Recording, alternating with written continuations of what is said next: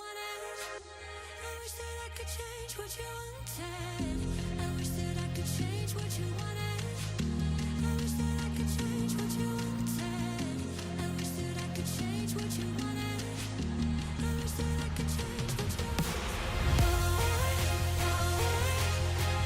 why we always looking for more?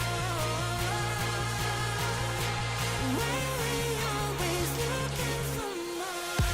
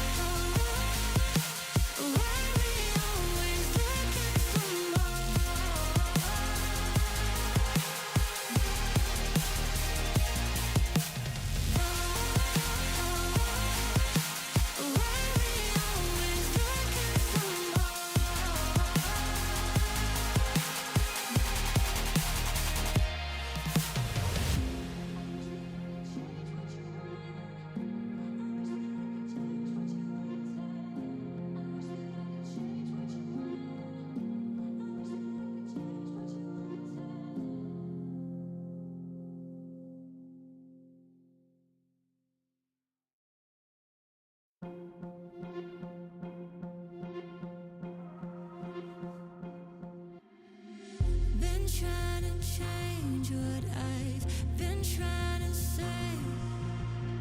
Words don't come straight from my head to my mouth. It's such a shame that it fell out of place. Was never me that was bringing you down. Why we always looking for more? Why we always looking for more?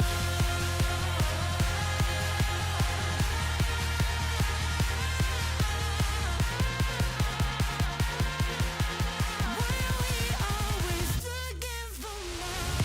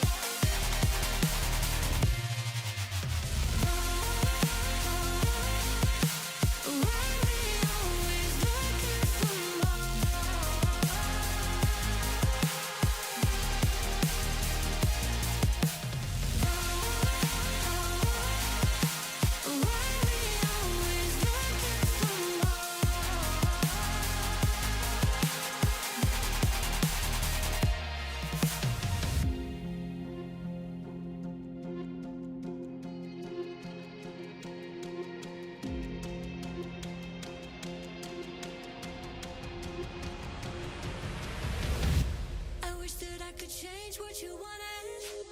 I wish that I could change what you wanted. I wish that I could change what you wanted. I wish that I could change what you wanted. I wish that I could change what you wanted. I wish that I could change what you wanted. I wish that I could change what you wanted. I wish that I could change what you why we always looking for more? Why we always looking for more?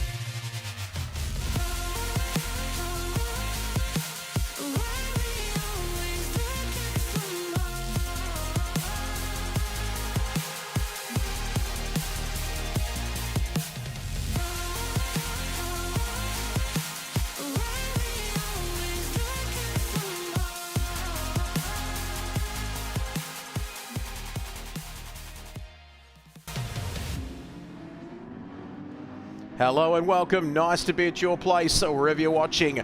Right around Australia, New Zealand, and indeed the world. It's a much bigger world than just Australia and New Zealand. But a very good morning, good afternoon, or good evening to you, wherever you are watching indeed around this great world of ours. It is round 4, the king of the ring here from Austria. It's the Red Bull Ring here this evening in the Adrenaline AGT season number 2, of course, here. And what a terrific circuit this one is. And it is a sprint round here this evening. Just recapping on our season so far. It was the Italian job which kicked this championship off on Friday the 2nd of May. And then it was, or maybe it wasn't, the Spanish Super Sprint, which was supposed to be the first of our sprint rounds in this championship season. That has been postponed, as you know, if you are regulars to the Adrenaline AGT series here on TrackSpotTV. That has been rescheduled to Friday the 4th of July.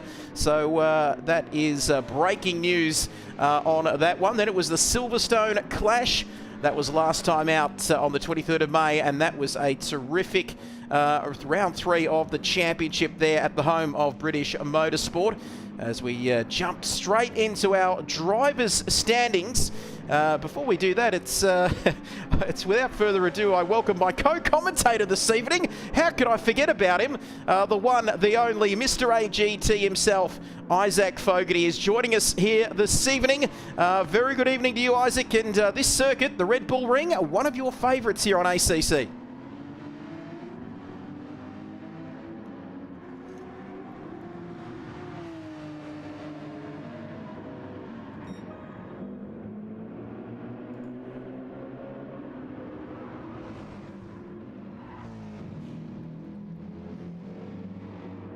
As we just have some technical issues there with Isaac. He's just looking to get his microphone sorted. So what we might do is we might just go to a quick break, and we'll be back not only to introduce Isaac, of course, but to get into the first qualifying session here this evening. It will be 2 10-minute qualifying sessions followed by 2 30-minute races. We will be back in just a few moments. Stay with us, don't go anywhere. This is round 4 of this championship, about to get underway very, very shortly. Stay with us.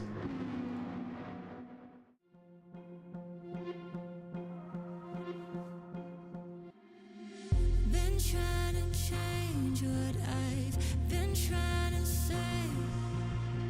Words don't come straight from my head to my mouth. It's such a shame that it fell out of place. Was never me. Welcome back, ladies and gentlemen, from that short interval. We are back. I can assure you we do have the one, the only Isaac Fogarty, as I mentioned, Mr. AGT himself with us alongside me in the commentary box tonight. And talking about this circuit here tonight, Isaac, it is one of your favourites here for round 4 of this championship. Absolutely. Good evening, Trev. Good evening, everybody watching all around the world. The hills are about to be alive, not with the sound of music, but with the sound of wonderful GT3 cars as we go racing here in the wonderful Austrian countryside. It's one of my favourite circuits. Look, I could talk about this track for hours, and there's only 10 corners. There's not a lot of corners for the excitement to happen between, but just there's so many key zones for braking and just making moves around this track. It's so good for overtaking, and I'm very excited. 2 30-minute sprint races, Trev. It's going to be absolutely electric from start to finish. Absolutely. Thank you, Isaac. We'll get to you, of course, throughout the evening as we get ready to get into qualifying. There are all the details on your screen as we go green for the first of 2 qualifying sessions here this evening. As you can see, 2 10-minute sessions, 2 30-minute races, pit stops not required, and the weather is fixed here this evening. And before we get out on to the circuit there, we'll just recap. There are your drivers' standings. You can see Matt Danetti leading in the Pro class. No Simon Bishop this evening. Then it is Senan Staley there and Adam Gray, CP and FR Racing Racing first and second in the Pro-Am class, and in the Am class, Ian Stewart, Matty Boyd and Wayne Turner, your top three. That is very tight, as you can see, only 9 points separating the top three there. As we get ready to get out on the circuit here this evening, we are going to jump out onto the track. Here we go as we see the cars coming out for the first time here this evening. It's short, sharp, it's fast, and boy, we're going to see plenty of action here tonight, Isaac, in, like I said at the top of the show, the first official sprint round here of this championship because, well, we didn't quite get underway in Spain, did we? No, technical difficulties in not Austria, that's where we are now, in Spain, meant that we didn't quite get out on track for that first round, but as we mentioned before, that is postponed. So this is the first foray into the Super Sprint format for our drivers this evening. They have done a Super Sprint qualifying session. They've yet to do a Super Sprint race. So fingers crossed that it all goes well tonight and our drivers can get out for both races this evening. 75 points on offer if you do win a race this evening. As you mentioned, no Simon Bishop, and a little birdie has told me that Matt Zanetti and most of the BMW drivers actually struggling for pace this week. So I would not be surprised if we see someone else at the top of the leaderboard this week. Keep an eye on those Mustangs. Only 8 kilos of ballast in that car, Trev, compared to, I believe it's 24 for the BMW, but I will confirm that it's quite a lot for the BMW. So I will get those numbers to you. But yeah, it's going to be very exciting action this evening, very exciting racing. Cannot wait for that. And could we see a new winner here in the Adrenaline AGT ACC Championship? We're only at round 4, of course, 10 rounds in this season. Of course, we have the first of the Enduros coming up, but we're going to keep that for a little bit later on. That is going to be fantastic, isn't it? Seeing these cars go at it, of course. But it is a sprint round here this evening around this A1 ring. It's not the A1 ring, is it? It's the Red Bull ring, and it used to be the A1 ring, and before that I think it was the Ostenreich ring. 10 corners, Isaac, as we take a look at Mr. Gordon here in the BMW. No, there he is, in fact. That is an Aston Martin 2, car number 25. Matty Simmons in the number 8 BMW, his sparring partner. Simon Bishop not with us here this evening as we see the first of our times coming in. A 29.432 for the Mercedes AMG car there, and the times are tumbling. We went straight out of the 29s into the 28s as we see coming through this 10 corners. Every car, I believe, Isaac, is out on the circuit now, and only 10 corners. Are you a man that counts turn 2 here or not? Are you one of those? I do count turn 2. It's a very tricky corner, obviously, flat left-hander. So you want to make sure you get that one exactly right, because that's where all the lap time can be found around here, I'm told, Trev. Absolutely. It's not much of a corner, but it's a corner anyway. And to Remus at turn 3, coming down to Schlossgold here, turns 4, 5 and 6. Important to get this middle part of the lap right here through turns 6 and 7. This is usually where the Orange Army's camped out, isn't it, Isaac? During the F1 race here, the Max Verstappen crew, not quite as many there. The Orange Flares here this afternoon, but we can see these times tumbling. And once again, just like that, we're almost halfway through this qualifying session. What times are we going to be seeing here, Isaac? Are we going to see 27s, or is it going to be early to mid 28s here this evening? Look, in this session, I think we're going to see most drivers pushing towards a low 28, but I wouldn't be surprised if in qualifying 2 later on, with the slightly more favourable conditions, we see a 27. Matt Zanetti goes to the top with a 28.5, so puts 2.5 tenths on his nearest competitor. So the man I was talking about struggling for pace, as Bowen Piper, goes within a tenth. But the man I was talking about struggling for pace, 28.5 out of the gate. So look at how close that field is. Less than a second, or just over a second actually, separates the top 15 cars. And it's a short lap around here. As we mentioned, only 10 corners. A minute 28 is the fastest lap time at the moment. So not a huge amount of time and a huge amount of track for there to be a big difference in lap time. So we will naturally see the lap times be closer together than we would at a longer circuit, say for example Spa or Silverstone. But in saying that, it's really cool to see so many cars close together, and that's Sheepers now. Sheepers going within 100th of Matt Dinetti's qualifying time. That's a Pro-Am car, Trev. So that's a Pro-Am driver, the 22 Mercedes driver. This is his first race back for Season 2. Obviously a prominent feature in Season 1. And we've got multiple cars within a tenth of each other now, which is really exciting. This battle for pole is going to go right down to the wire. This certainly is. You can feel the energy out there on the circuit as Sheepers creepers. That is a terrific time there. As you can see, only, well, a tenth of a tenth, if you know what I'm trying to say, off of the provisional pole position time from Matt Dinetti, of course, at CP Motorsports, car number 51. Beautiful looking BMW M4 GT3. Hello, Isaac. What's this? We've got a new time. P1, Matthew Simmons, a 28.475. Put that man out because he's on fire here. That's a very almost extraterrestrial time with 3.5 remaining in this session. Absolutely, and I will make note to the audience there, your absolute love of Matt Simmons. I know how much you talk about this, how fond you are of this man, and it's absolutely understandable because look at him. This is his first week as well. He's just bought himself a new Logitech G Pro racing wheel, so this is his first round of AGT on a direct drive wheel.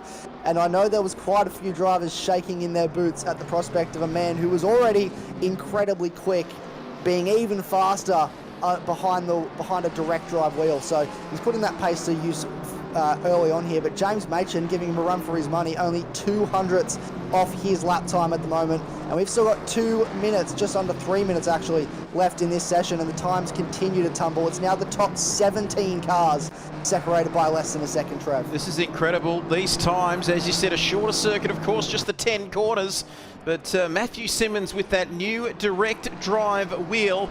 It's like ice cream, isn't it? It's good enough on its own, but then you add some nuts and topping to it, Isaac, and it just gets even better, and that's happening with Matthew Simmons. Very strange analogy there, a strange comparison, but no, he's sitting pretty there at the moment. But this track, does it have a tendency to rubber in? We can see those marbles off the racing line here. Another thing that's going to be important for these drivers coming up to their final qualifying runs in the last couple of minutes of this first qualifying session, it's got to be finding track position. It's going to be difficult with 35 plus cars out there potentially, Isaac, to find some clear air here and some breathing room and breathing space for their final quali laps. Yeah, well, I'm not sure what the exact count is on the car count is in the final numbers. We knew we were expecting about 35 or 36. However, this is a 4.3 kilometre circuit, so you can see we've got 36 cars out there on the track at the moment. That's less than 100 metres of real estate per car. So there's not a lot of room out there, Trevor, at the moment. We've pretty much got, if you put every single car out there 100 metres apart, or within, 100 metres apart, you've essentially got, what, less than a kilometre to spare? So there's not a lot of room for our drivers to find their own bit of real estate, and that's going to be crucial. You can see coming through the final sector now, there's only one car and then so much room either side of him. I'm trying to see what number that is. But that driver, 16, so that's Elzine, that's Adam Elzine in the Porsche. He's very quick around here, and he's going to use that clear air to his advantage because he's got no one around him, and we've got 54 seconds left in this qualifying session, so he gets a very clean run for the entire lap, and that will, hopefully, if he can get this lap right, vault him up the order. Absolutely, he's got the whole of turns 1, turns 2 and 3. Isaac knows my feelings about turn 2, running slightly wide there into the Remus corner. I can't recall, Isaac, a session where 21, 22 cars are covered by less than a second. It's incredible, isn't it, how close they are around this circuit. As we said, only the 10 corners. As we go down into Sloss Gold, he's going to go close here. It's only 2/10 of a second, Isaac, and this poor man is in P7. That's how tight it is. Yeah, it's super tight. You can see we're now over 20 cars within a second of each other, which is absolutely insane. I cannot believe how many cars we have so close. We were talking about, before we went live with the broadcast, we were talking about the prospect of how many cars were actually going to be close. I was regaling you with stories of earlier in the week we had races and qualifying sessions where was a bunch of cars within 4/10. I did not expect 20 plus cars to be within a second of each other. Matt Simmons holds pole position currently, Braden Henderson in second. What can Elzine do as he crosses the line? Can he vault himself up the order? He's P8 at the moment. He stays P8, so cannot improve. Have we got anyone else on a lap at the moment, I wonder? Matt Simmons comes across the line. I think, has he gone better at 28.422? James Matchin is in the pits. So is this man, Struick. Let's have a look here. Geesh, can he improve on this lap? The time is ticking away.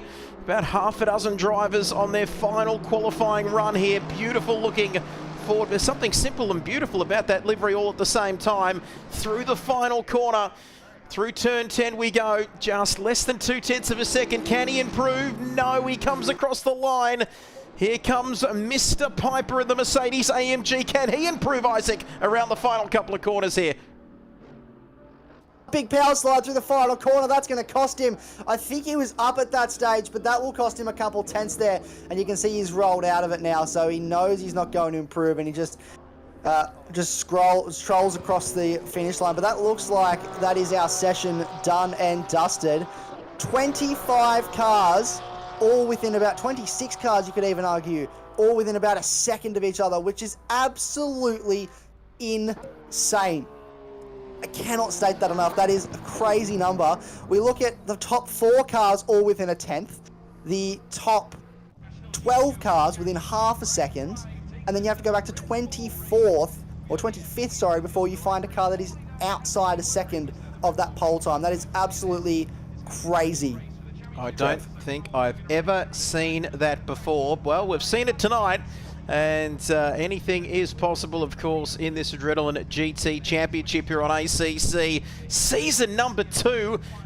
Season 1 was incredible, was amazing, wasn't it? I was just a spectator for that one, Isaac. I had no idea that I'd be alongside yourself talking about it here for Season 2. But I'm glad I'm here alongside you, because we're at round 4. King of the Ring. Who is going to be King of the Ring tonight? Well, Matty Simmons putting his best foot forward there with a 28.422, as you saw, to take provisional pole position. The timing charts, that's a bit rough, isn't it, Isaac? We're just getting ready to go through those times, but there they are on your screen. And a great result for this man, one of the newer faces we're seeing here in this championship, Isaac. A great effort there to get that car up into P5 overall, and third row of the grid for him, for Sheepers here this evening. Yeah, absolutely. We saw a lot of Sheepers. Viewers will know from last season running in the pro category. He's dropped back to Pro-Am, missed the first few rounds this season being away for work. He's come back. He was ready to race. He was very excited to get behind the wheel of the Mercedes. Wasn't quite comfortable with it at the start of the week, but he's found his groove with it, and he's making that clear with that P5 position. I've also... between sessions, I get drivers sending me a lot of different data to gain, to talk about during the race, and different things that I can use to bring you at home, the viewers at home, more information as we go on. And one of those pieces of data I've been sent is from one James Machin, who has pointed out that he invalidated his fastest lap. He was 0.3 up. It was good enough for pole. It was a 28.1. So he's sitting 4th at the moment, and he did a 28.1, which would have been plenty fast enough to put him on pole. And it would have put a big gap on the rest of the field as well, actually, because he was within a 10th of Matt Simmons. So that is an absolutely crazy lap, but the track limits around here have bitten him, which does bring an interesting point, I should say, Trev, in track limits. We're going to see a lot of that this race. And drive-throughs around here are going to be crucial. You do not want to get a drive-through. You lose 30% of your lap, 27 seconds of lap time just driving through the pit lane. So it's going to be something you want to avoid. Absolutely. As we see, we're starting the countdown. You talked about the drivers. We mentioned this circuit. We talked on the top of our show. One of your favourites here, Isaac. We see the Slosgold corner there. The middle part of the lap, turns 5 and 6. It's short, sharp, but it's a great circuit, isn't it? And provides plenty of entertainment from our point of view up here in the commentary box. Yeah, it's one of the more exciting circuits around here. That turn, especially at this race start, turn 1 is going to be very important. But so is, and I can't say turn 2 because turn 2 is not really a corner if you look at it. Looking at that shot just there on the screen, turn 3 Remus is going to be where the action happens. Turn 1. You want to watch for the sausage curb on the inside. You can see on your screen there, massive yellow sausage curb. Do not clip that. I made that mistake earlier in the week cutting laps. We did a practice race, used way too much curb, launched my car onto the outside of the circuit, and I was well off and well at the back of the field after the start of the race. But turn 3 is where all the action happens. It's a heavy braking zone, very deep into the corner. A lot of cars have a lot of weight in them. The BMW especially has 28 kilos, so it's going to take a lot longer to pull up in that corner. So it's about drivers being aware of who's around them, what tips and cars around them, who's braking late, who's going for a move. So we're going to see a lot of drivers testing their spatial awareness coming into that turn 3 for the first time. Absolutely beautiful shot there of this circuit as we get ready to get underway here in race 1. As you can see, the drivers are out there on their formation lap. What's going through the mind of all of these drivers? 36 of them, I think. We've got the final count there. We're a little bit nervous given their first official second attempt at it, isn't it, Isaac? The sprint round. We tried to go to Barcelona, but they didn't want us in Barcelona when we had the last time we tried to do this sprint business. But what's going through the drivers' heads at the moment on this formation lap? Are they working to a plan? Is it very clinical just to try and get those tyres, brakes, everything up to the right temperature before the start of the race? I think so. They have a long time around here. It's a long lap. You're doing about 80 k's an hour, so it takes you about 2 or 3 minutes to actually get around the circuit too. So you have a lot of time to think about it. The first phase of the lap, some drivers will put a bit of heat in their tyres, a little bit of temperature in their brakes. Then they'll just sit there, breathe, get their mind right. They know this is going to be a hectic race start, especially at this circuit with the nature of how it's designed, especially that first sector. So it's a lot of just mentally preparing yourself, looking who's in front of me, who's behind me, who's going to be next to me. They'll get to the point here where they enter the last sector. They'll do their final sort of weave. You can see Matt Simmons there getting a little bit more temperature, scrubbing the tyre across the circuit. That's not only to get temperature, but also just take a bit of shine off the tyres. These are all new tyres for our drivers, and then they all split off. You can see them now forming up into a grid formation, ready to be in position for when this race starts. So they're now in the final phase of this race start. They'll be starting to calm themselves, focus on their speed. Once they get onto the front straight, a speed limiter will appear. They'll have to hold it at 70 k's an hour. So now it just becomes all eyes forward and locked in. So focus is the key at this race start. Absolutely. The thoughts of the one and only Isaac Fogarty here this evening. Round 4 of this championship. First official sprint round, king of the ring, about to get underway. Matty Simmons getting his tyres right, new direct drive wheel for him as well, so keep an eye out for that.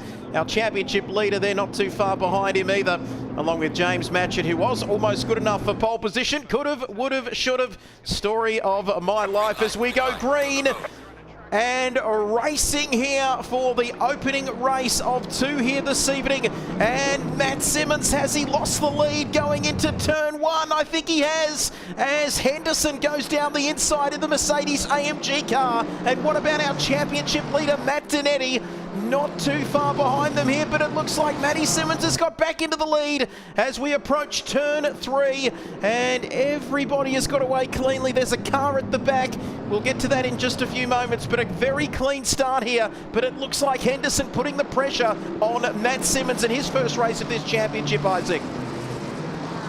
Yeah, it was a very good start for Henderson, but he didn't get a great drive out of the first corner, and now you can see him trying to size up Matt Donetti. That 28 kilos of ballast in the BMW is not playing him any favours, especially when the Mercedes has nowhere near that much, only 10 kilos of ballast on board. So an 18 kilo difference in the cars. That was, we had a massive incident at the back here. Cars are everywhere. That looks like a Mercedes around a Ferrari in the wall as well. That looks huge. And I was about to say everyone got off to a really good, really clean start, but it seems that those words have come back to bite me before I've even said them. Trev, because we've got cars all over the circuit. That was Josh Green at the back earlier as well. He had a pit lane start for missing the start. We've already got a car back in the lane as well with heavy damage. Absolutely. Car number 5 looks like DeWitt there. There he is in the pit lane. We see the leaders come through. Very short lap like we keep talking about. And there was absolute carnage. All I could see was yellow on the track map, Isaac. That just, you can see some big damage here for one of the big players there. It looks like Holton there with huge damage to the front of that 98 BMW car, and he's coming into the lane. No surprises there. Yeah, no, that definitely is not a car that is okay to continue. He was up the front of the field as well. From memory, he qualified towards the front, so something has happened.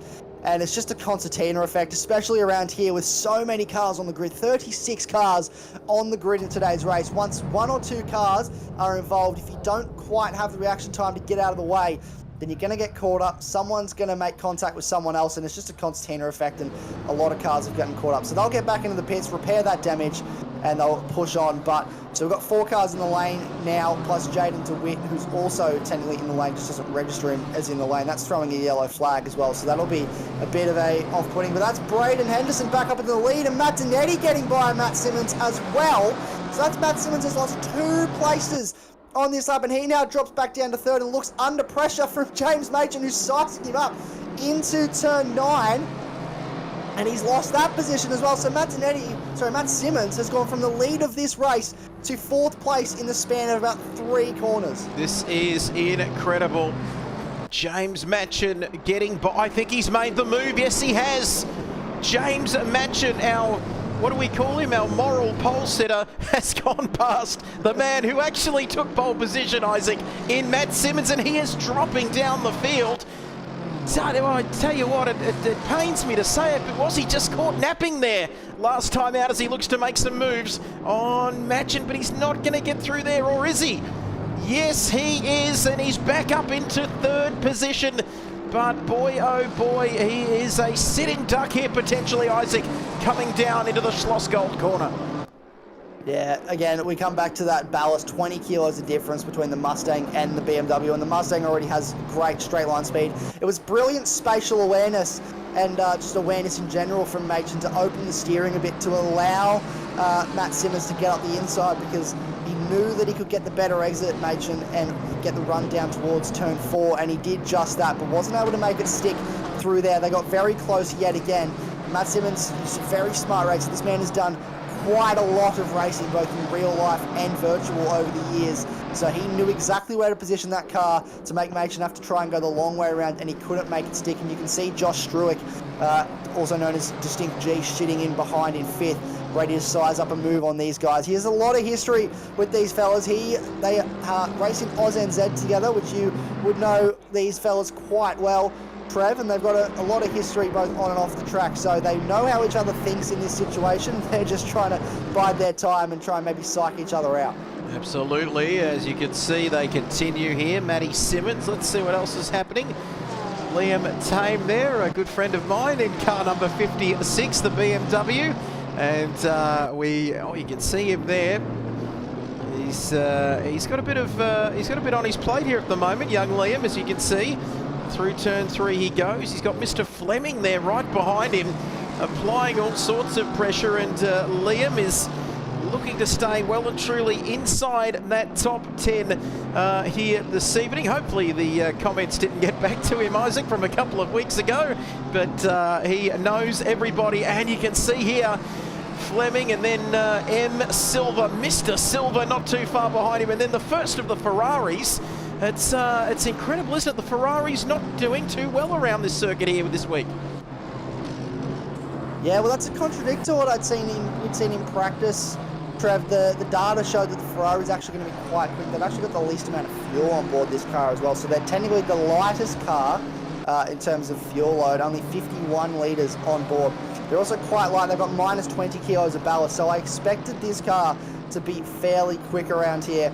And it's just not been the case on race day. It's just not translated, whether that's setup-wise or just other drivers have found time in different spaces to just outperform the Ferrari. But it is struggling at the moment. Hopefully it can continue to get up the order.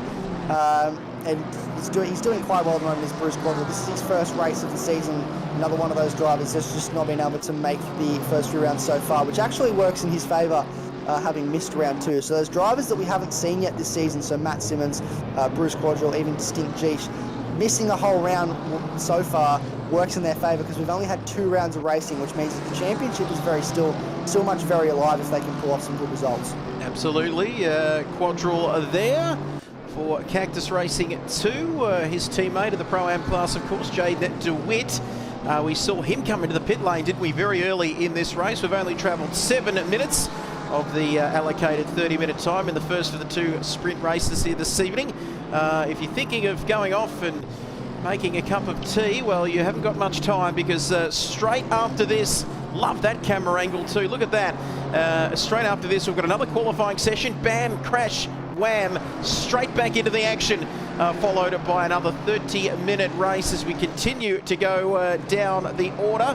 As you can see here, Mr. Sheepers in the 22 Mercedes AMG car. A little bit disappointing. He's very much in a bit of a train here. I was about to say a DRS train. We don't have DRS, of course, here. But Andre Sheepers for Defy Motorsport 2. Well, considering where he qualified, Isaac, it's been a bit of a rough start for him, hasn't it, in the opening few laps of this race? Yeah, I think he got his ears boxed at the start of the race and he just continued to fall down the field. These guys had their elbows out early and it was a nice little welcome back to AGT for Andre. But he's found his rhythm now. He's settled back in behind Riley Nicholson, who's one of our key contenders at the moment in the Pro-Am Championship. He's going side by side with a damaged Nick Carter in the 711 Mustang. So he's been caught up in an incident at some point as well. And now Sheepers is going to invite himself into this battle. We might have 3 wide, but Riley Nicholson has cleared the 711 Mustang. And now it's just Sheepers looking down the inside on the run to turn 4. Can he make the move stick? We've got Riley parking the bus, and he's going to have a look up the inside of Riley now as well. Pushes him wide, lightly onto the gravel, gets the move stuck and done. Adam Gray up the inside of Nick Carter as well. So Nick Carter's lost 4 positions there, and it just shows how a compromise line for one corner, Trevor, around here can cost you so many places. Absolutely. It doesn't matter whether you're Matt Simmons or whatever your name is. If you get it wrong, short a lap, of course, it can really come back to bite you here. Stacked field of cars right down to Mr. Holton there in P36.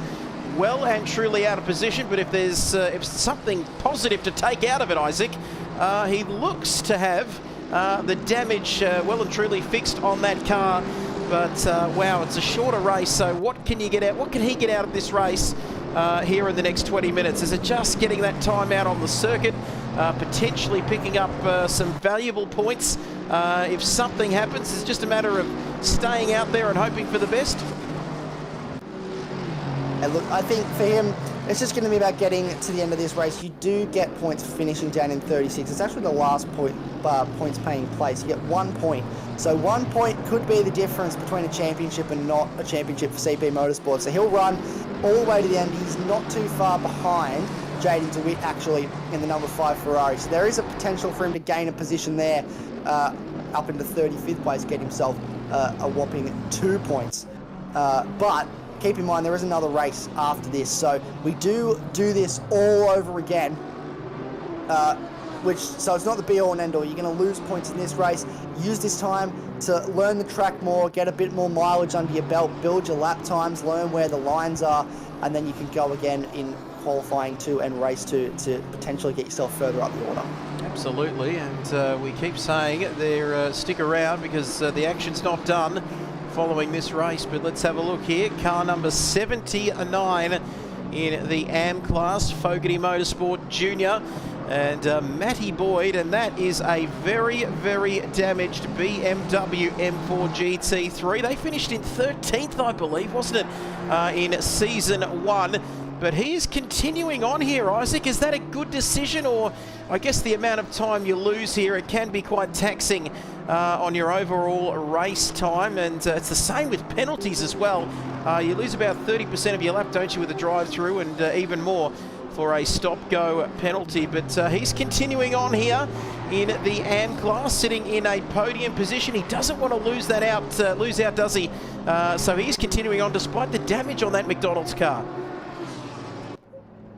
Yeah, and I think that's a smart call. He's got his teammate behind him, but there's a bit of a gap between the two of them. So he knows he's got space to the car back behind him at this stage, who's actually coming on the threat at the moment from one of the Ferraris. I don't know if that's actually Bob Norley in behind him. I believe that's actually potentially Andrew Griffin in the number 43 Ferrari as he goes by. Does let him by, so well done, Bob Norley, we just saw on screen there. But yeah, I think he's doing a great job at the moment. Slight front end damage, obviously, to that BMW.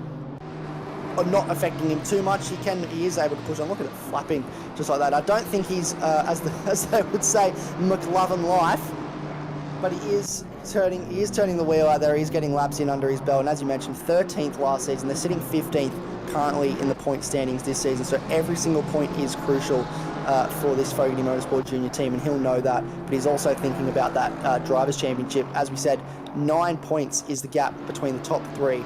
He's sitting in fourth at the moment, and only so he is actually second, sorry, and he's 9 points back on Wayne Tanner, and who's currently leading the race. So for the M class, so all points are crucial. But we've got another car in the lane. This is James Barton in the lane. Absolutely, here comes James Barton, car number 91, also very damaged. We won't watch him and his invisible pit crew, will we, Isaac? Because that's a little bit boring for people watching at home. But look at this, Mr. Burrows in the Mustang, still in the train. He's sandwiched between Sandwith and Tanner there in car number 97. He's a little bit further back from him, 1.9 seconds in fact. Mr. Burrows there continuing to keep. Let's have a look back at the front though. People are asking what on earth is happening here at the business end. It is Henderson there leading this race. Car number 877, Mercedes AMG there, as we've only got, we've done 8 laps in this race. 16.5 minutes remaining, approaching half race distance here for this opening race here of round 4, season 2. King of the Ring, who will be the king here this evening? Matt Zanetti.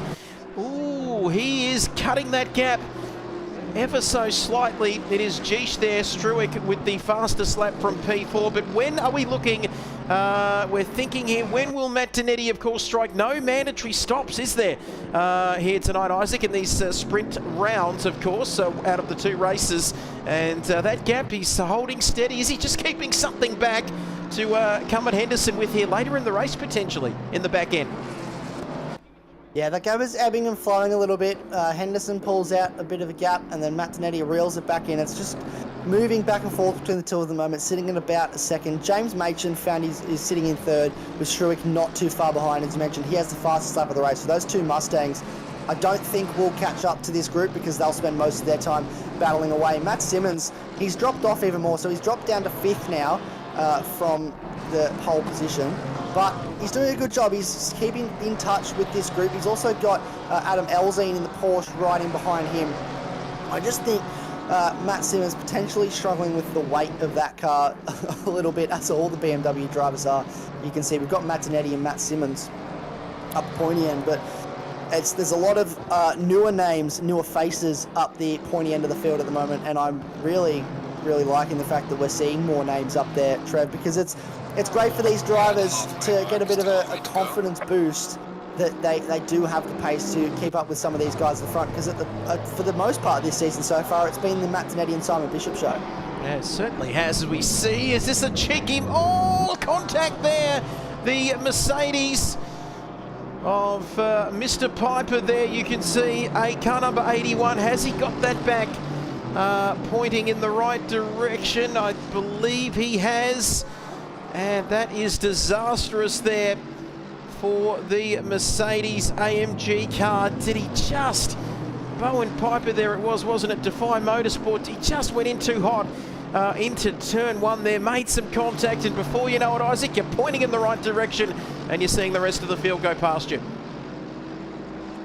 It's super tricky to get a move right through there, and we saw him just come a little bit unstuck, facing the wrong way. Obviously the stewards will probably sit down and have a proper look at that one and make a decision on what has to happen with that car, but he was doing really well, and it was just a very bold move. And as you said, yeah, there's a fine line between going into a corner, being able to make an overtake, and then seeing the rest of the field come by as you're facing the wrong direction. So we've got Josh Green in the pit lane now as well.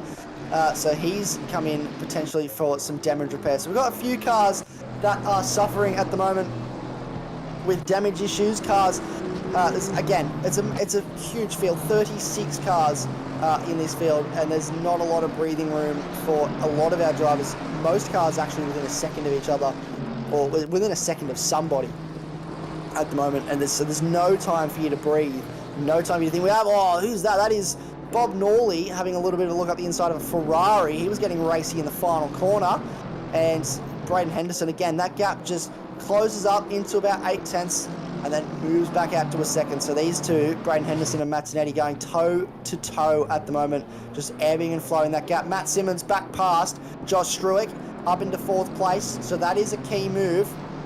And they've dropped off the back of James Machin, so James Machin has a little bit of breathing room now, Trev, which is probably crucial for him to now try and close back up to the 2 cars in front. Absolutely, you can see it's 2.1 between James Machin and, of course, Matt Zanetti, but this is a man who flicked you. We must have a lot of Jameses messaging us. I had James Barton messaging me, telling me he was in P16, which was fantastic, as there we go, also known as Jimbo, of course.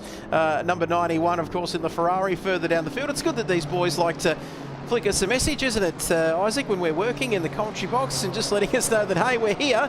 And in James Barton's case, I'm in P16 in the Ferrari. That is fantastic. But just like that, we only have 12 minutes remaining in race 1 here this evening.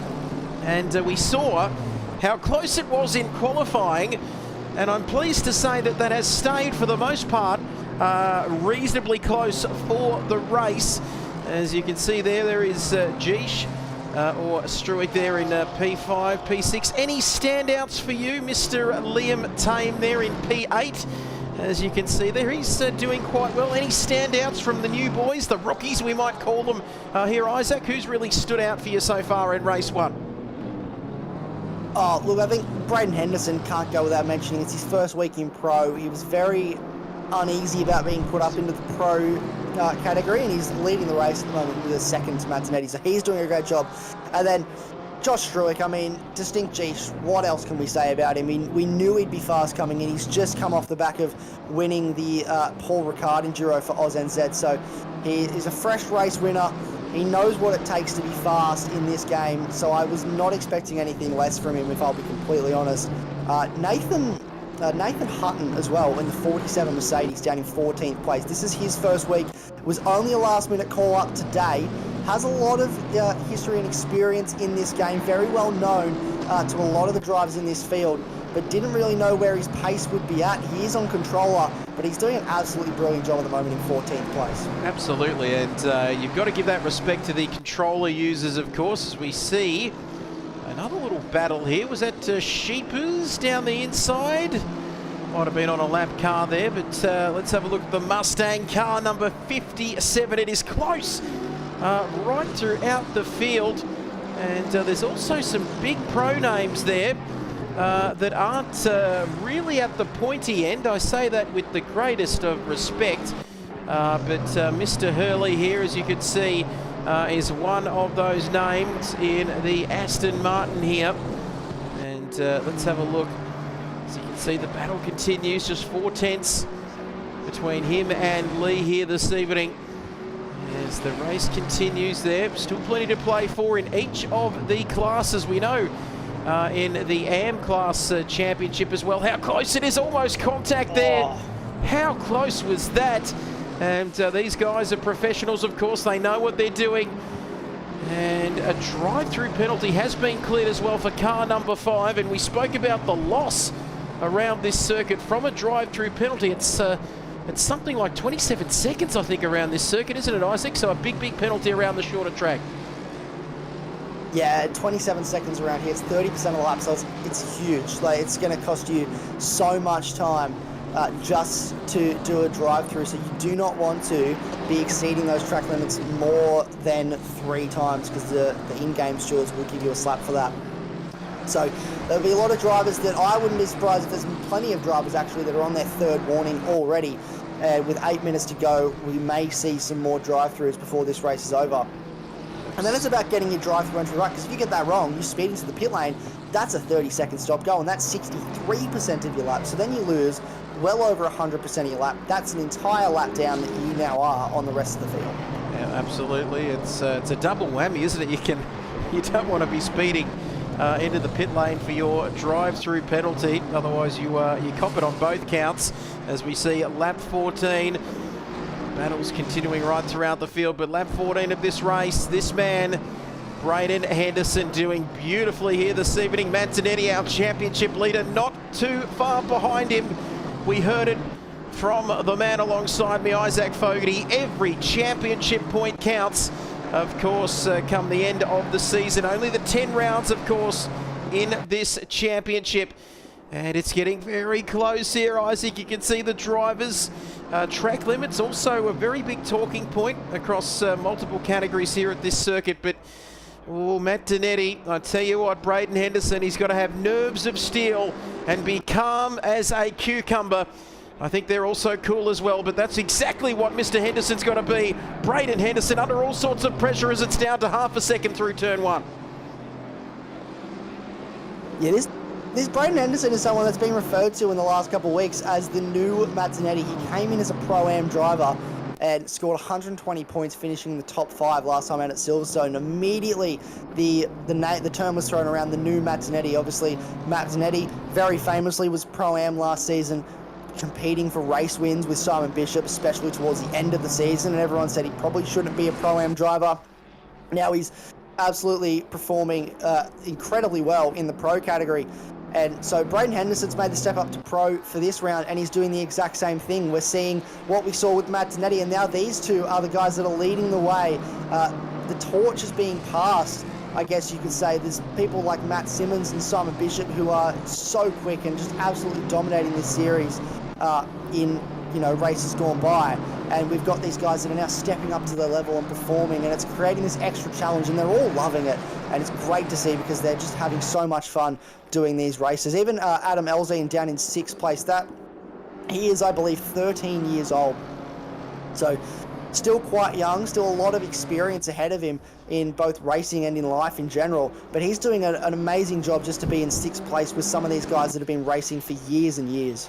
It's incredible, isn't it? Not quite, don't think I'm quite ready for Matty Simmons to pass the torch, or Simon Bishop. Don't scare me like that, Isaac, on a Friday evening. But no, that is incredible. What was I doing at 13? Well, I was probably lining up at EB Games or something for the midnight release of the PlayStation 2. That's how old I am. And Grand Theft Auto as well. Boy, that was groundbreaking, Isaac. You probably weren't born just then. But no, we have, what do we got here? Let's recap, Isaac, here for the viewers at home. Less than 6 minutes left in this race.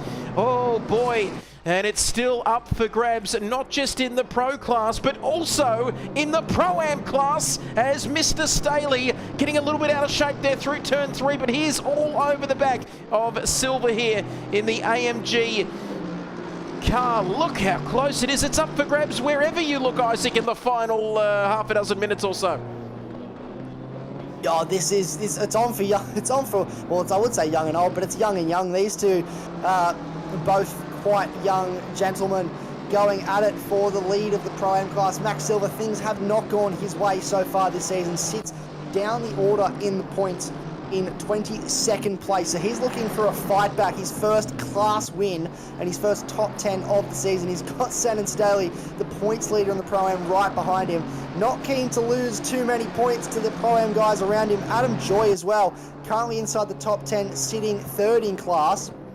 Doing a wonderful job, but he's got Liam Tame right in behind him for company. And then I believe Wayne Tanner is still leading the way in the AM class as well. So we've got some big names up and down the field leading the way in their respective classes. This battle is about as close as the battle for the lead of the race, Trev. 3/10 separate these guys as they come across the line. We've still got 4 minutes of racing. Shannon is not going to let Max get away in front of him. Absolutely not. CP Racing for Shannon Staley, car number 63, the Pro-Am class. What is happening? not quite as exciting. It is for this man, Tanner, in car number 97. And he's got a bit more of a gap, about half a dozen seconds or so back to this man, our leader in the AM class, I believe, car number 95. And you can see there he is continuing on now as we take a look at pit stop action for Takax there in the McDonald's Fogarty car. And you can see car number 24 there in the pit lane, but big names, including this man for CP Motorsports here, Aidan Holton, well down the field overall, so disappointing for him in race one. But the beauty of the sprint rounds, Isaac, is you can take your result, can't you, in race one and try and turn it around in the second qualifying session and the second race as well here. Yeah, absolutely. Look, yeah, one bad race, especially the sprint round, doesn't define you. It doesn't define you in general, but these guys, they have one, if they have a tough race, they can go again, reset. And as you said, that is the beauty of the sprint round. That's why I'm a big advocate for these sprint rounds. I absolutely love them because you see different people at the top. You might see someone pushing really hard in this race, and then they might not have as much speed in the next race. There's talk of limited tyre sets being introduced, so maybe you go for a fresh set of tyres for one race and then you have to use a scrub set of tyres for the next race. That's something that might have to play in future sprint rounds. We don't know. It's opening up those strategies and those sorts of ideas, but that gap is closing at the front. The gap has sort of stayed the same between Max Silver and Sandon Staley for the lead of the Pro-Am class, but it's starting to close up. It was about a second just a few laps ago, and now it's 6/10, Trev. So as we get to 2 minutes to go in this race, they're starting to converge on each other. They certainly are. There's some traffic further ahead of them. I don't think that's going to cause them too many issues. As you can see there, talk about a driving experience here at the Red Bull Ring. King of the ring. Who's going to be the king for race one? Well, that's still to be determined here as we take a look at Matt Dinetti. Oh, Matt Dinetti, he's chasing down the new lion, Braden Henderson, in this championship. And this is not going to be the last lap, penultimate lap actually. In fact, through turn one they go. If anything, he looks like he's dropped back a little bit on this occasion, but is he just biding his time? If you're sitting behind the wheel of Matt Dinetti's car, Isaac, where are you looking to size up a move here? You've only got 10 corners to do it. We don't count turn two, we don't talk about that, but where would you be looking to make a move here in the final lap or so of this race one? Well, I wouldn't be looking to make a move in turn two, that's for sure, Trev, but turn three is a very heavy braking zone. It's going to be tricky for a car like the BMW with such a huge weight difference to the Mercedes, and that's going to be one of my favourite things to talk about all night, is the weight difference of these cars. It's so much harder to pull this car up compared to the other cars with the weight that it's got in it. They can play you an advantage going up the hill though. So I might contradict myself there a little bit and say that maybe turn three could be where he pulls it up because he's got so much more weight. It doesn't take as long going up a hill. You think about what you learnt in high school science, and it's much harder to push things up the hill that are heavy than it is to push things that are lighter up the hill. So the more weight could actually pay him advantage there. I don't think anything downhill like through here, it's going to be really difficult for him to make a move because he's, again, got more weight to pull up, especially into this final corner. He has to brake that a little bit more just to get the car to stop and rotate. But this will be the last lap, so the drivers will come onto their last lap. Now, race control has confirmed this is the last lap of the race. He gets one more shot at this, so if I was Matt Dinetti, I'd be getting a great run out of here. I know that Braden Henderson in the past has compromised his run out of this final corner, but I think he's nailed it this time, Trev. I don't think that Matt Dinetti is going to be close enough, so he's going to have to maybe hope that he can get close enough to pull something off in the final sector. Well, get ready for a grandstand finish here. Adrenaline GT, round 4 of this championship, first official super sprint round. I don't think, with that gap bang on 1 second, 3, 2, 1, 0, we're out of time. I don't think he's going to get it done unless there's a monumental mistake from this man, Braden Henderson. Oh, some traffic there. One of the Fogarty cars in the way, the McDonald's cars there, but not getting to have an impact on this one. A difficult part of the circuit to come across some traffic on, but I think he's going to do enough. In fact, if anything, Oh, it's closing up. It's 1.2 seconds, but I reckon he's going to get it done here. Braden Henderson is getting close. Let's have a look here at the final couple of corners. He's almost home there. You can see there through the final corner to win race 1 here this evening. Matt Dinetti not too far behind him. James Matchin there through in P3. Matty Simmons there taking P4. What could have been for him? He was, well, struggling there. Ends up P4. And then it's G-Shaw Struick there in P5. P6 for this man, the young man. Takes P6 there in the first of the Porsche cars. Then some big names. The fireworks are going off here. Fleming there, as you can see, taking P7 and the rest of the results. But what happened to finish that class? It's Max Silver getting it done just ahead of Sen and Staley. Unfortunately missed the end of that one, but that is a close battle. 2/10 in the end, Isaac, in the Pro-Am class as we go through there. And it's Tanner crossing the line. Somebody into the wall. Who is that? I don't know who that is, but drama to finish this race. But Tanner comes across the line to take out the AM class, and they're just getting a little bit silly here. Big incident across the line. They were warned earlier in the week about doing that. That looked like one of the Lamborghinis that went into the wall. And yeah, there was a bit of a mess across the line there with a couple of cars crashing. They were warned about that and told they could be penalised if they were found to be doing that on purpose, because we've had a few drivers that have been injured. It's not any, I shouldn't be laughing. It's not a laughing matter. A few drivers have been injured as a result of being crashed into after the race is finished. So we've warned drivers to be careful about that. But congratulations to Braden Henderson for taking the win in race 1. He is, as it stands at the moment, he is king of the ring. I am keeping track of, for our top 5 drivers, where they sit in terms of points, just so we can get an understanding of who might come away with king of the ring as we leave here tonight. But as it stands at the moment, Braden Henderson, 75 points in the bag for the race win. That puts him at the top of the king of the ring standings at the moment. Absolutely. Braden Henderson getting it done. 1.2 seconds in the end was the gap. Matty Simmons not too far off a podium finish there as we go down the field. Max Silver and Sen and Staley. They're only 2/10 like we mentioned between those two. And close right throughout the field here this evening. And you can see there Tanner and Stewart, 1, 2, and 3 for Griffin. And I've got to say, we've got a 5 minutes, just letting our viewers know the rundown here this evening. We've got a short 5-minute break, don't we? A chance for the drivers to just freshen up a bit, Isaac, before we get into this second qualifying session. And we'll have a bit of a 5-minute break, a chance for the drivers to just regroup.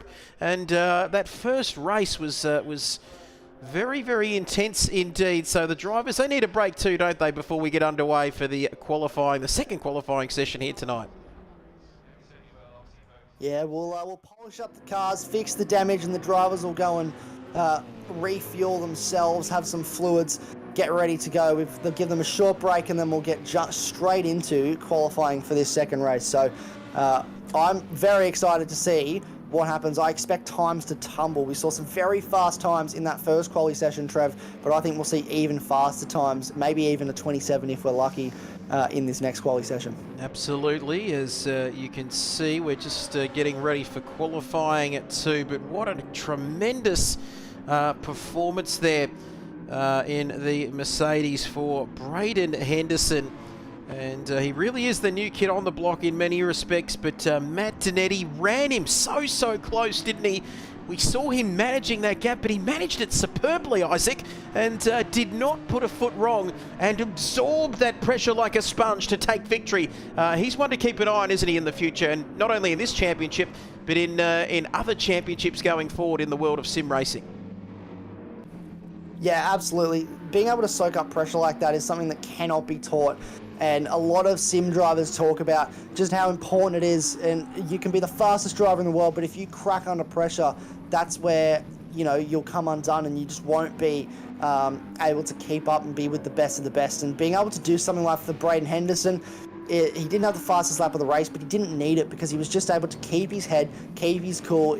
I have no doubt he's incredibly sweaty, and he'll definitely need a shower after that race. He's got one more race before he can do that, but he did a brilliant job. He kept his head. It's the same with Matt Donetti. It's a lot of these guys coming in, these young guys, they're fast, they're proving themselves. And we've seen a lot of guys come through that are fast before, but it's just having that patience, that level head, and that ability to just, you know, trust in their lap time, trust in the car, know where their braking marker is and turn in at the right time lap after lap is just really working in their favour.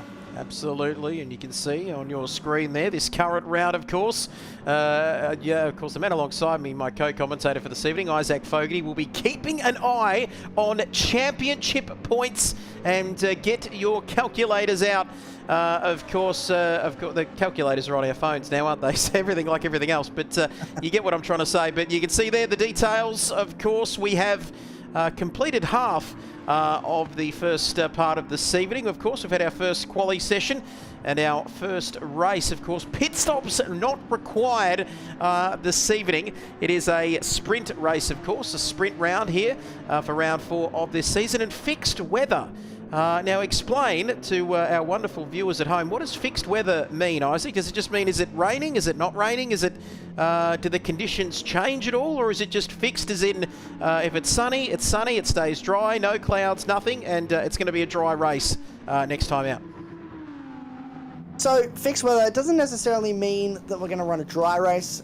We decide, or the admin team decides the week before. Sometimes we look at the real weather. Sometimes we know we might just want to spice it up and present a bit of a challenge. But we decide whether it's going to be a dry race or a wet race. Typically, sprint races will be dry races unless we see that, you know, where we're racing is it's actually raining there, and we want to provide our drivers with a bit of challenge. We haven't had a wet race in AGT before, so that's something we definitely can do if we decide to, but it just means that it's not going to change. So with our 1 hour races, our 90-minute races, our endurance races, the weather is variable. It can change, which means that, you know, you could start the race dry and then 20 minutes later it's raining, you have to come in, put wet tyres on, then 10 minutes later it's dry again, you have to come in and put dries back on. So it takes a little bit of the guesswork out of our 30-minute sprint races. The game does give you a 30-minute forecast as well, so even if we did run fixed weather, drivers would be able to see what the weather is for the entire race.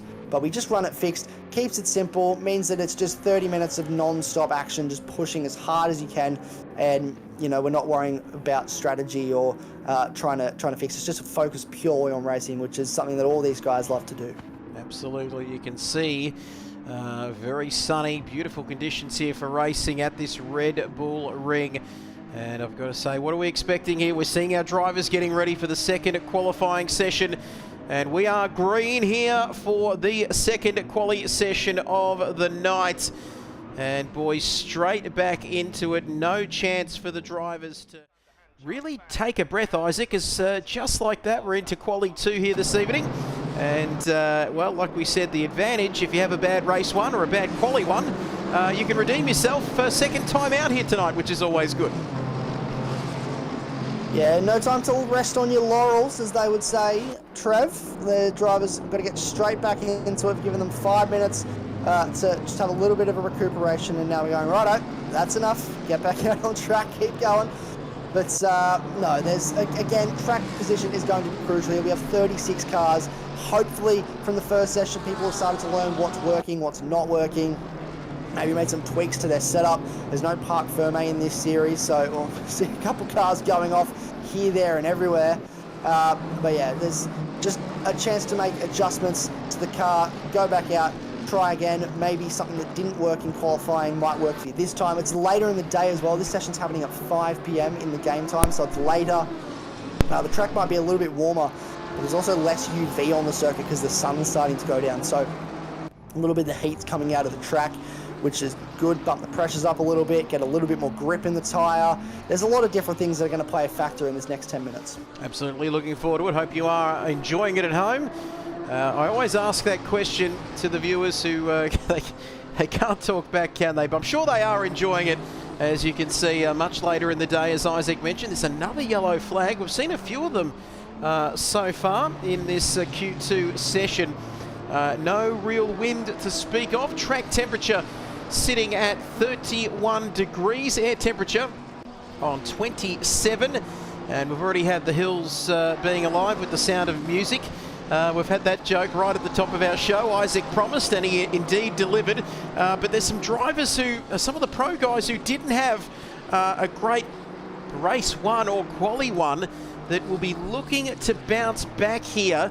Who are some of the pro guys you can see bouncing back? Of course, we saw the main guys, of course, Matt Donetti right up there as well, in our race winner Braden Henderson. But there were a few pro guys who were lurking around the back of the field and could have been caught up in that big incident as well at the start of race one. But we might get back to that point in a moment, because let's have a look and see who's coming across the line. We're going to see some times here very shortly, and we're expecting to go quicker in this Q2 session. Are we expecting to see anything better than the 28s into the 27s, of course? Are we expecting much? We see track conditions there absolutely optimum, of course. Isaac, are we expecting quicker times here? Look, the pole time for Q1 was at 28.4. I'm expecting to see much faster times. Nick Carter does a 29.1. That's not entirely representative of what the quality times are going to be. That's just a banker for him at this stage of the race. Not the race, the session. So we'll see a lot more. I definitely think we're going to see faster times. I'm hoping we'll see people like Mark Hurley, Chris Butt. They're going to move up the field. They were the pro drivers that were struggling in that first race. Hopefully they move more towards the front of the field and, you know, get up there with the pro drivers and put some more. I've lost the word I'm looking for, but same with our pro-am drivers. Max Silver, Senan Staley, Adam Joy, both all three inside the top 10 after that first race. Hopefully we can see more drivers. Like Bob Norley got caught up in an incident early in the first race. There was a couple of cars that made contact on the exit of turn 3 and then caused a massive incident along this straight that we can see now on our screens. Caught a few drivers out. Hopefully we get a clean start this time, and a good qualifying position pays dividends today. You can see Chris Butt at the moment sitting in P7, so that's massive for him, because that's he's hugely up towards the front of the field.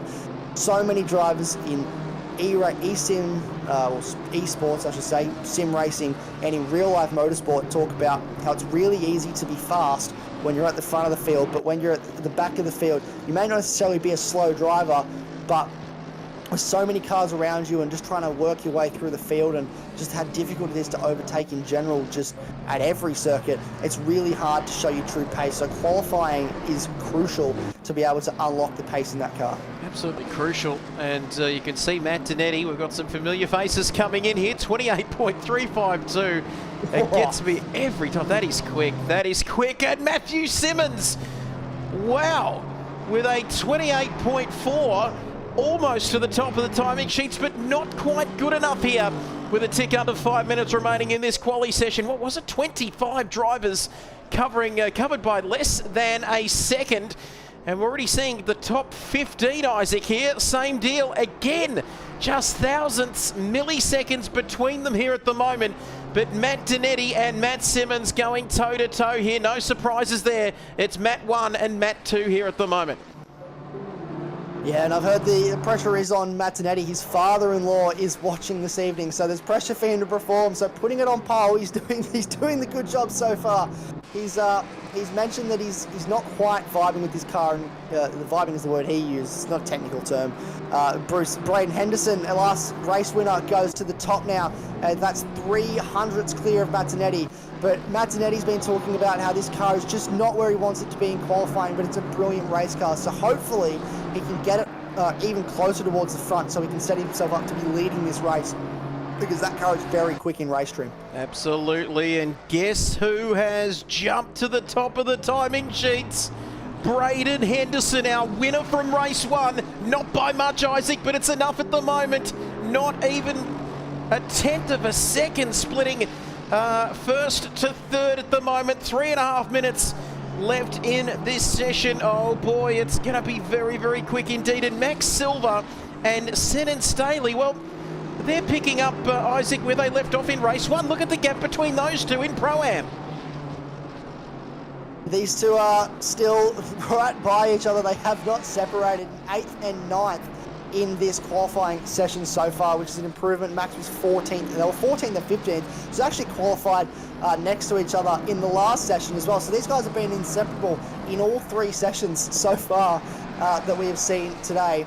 But we're already a 10th faster, exactly 1/10 faster than what we saw in qualifying 1. And we've got Josh Struick has gone to within 300ths as well, 3800ths, I should say, of Braden Henderson, and he's 8 thousandths off the time of Mazzinetti. So there's currently 8 thousandths between pole or between front row for Josh Struick.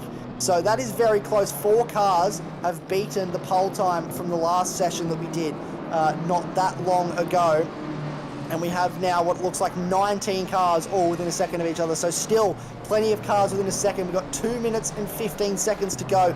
Most cars still on the circuit, a couple cars in the lane. Do have time to go back to the lane now, get a fresh set of boots, come back out and set a time again. So we might see a few drivers doing that, but it's about now trying to find a gap. There's a lot of cars going through the final sector. So if you come out now, you've got to stay out of the way to not impede anybody's lap. And you've also got to make sure that you have enough time and space to get around and be clean. This is Bruce Quadrell in 5th place.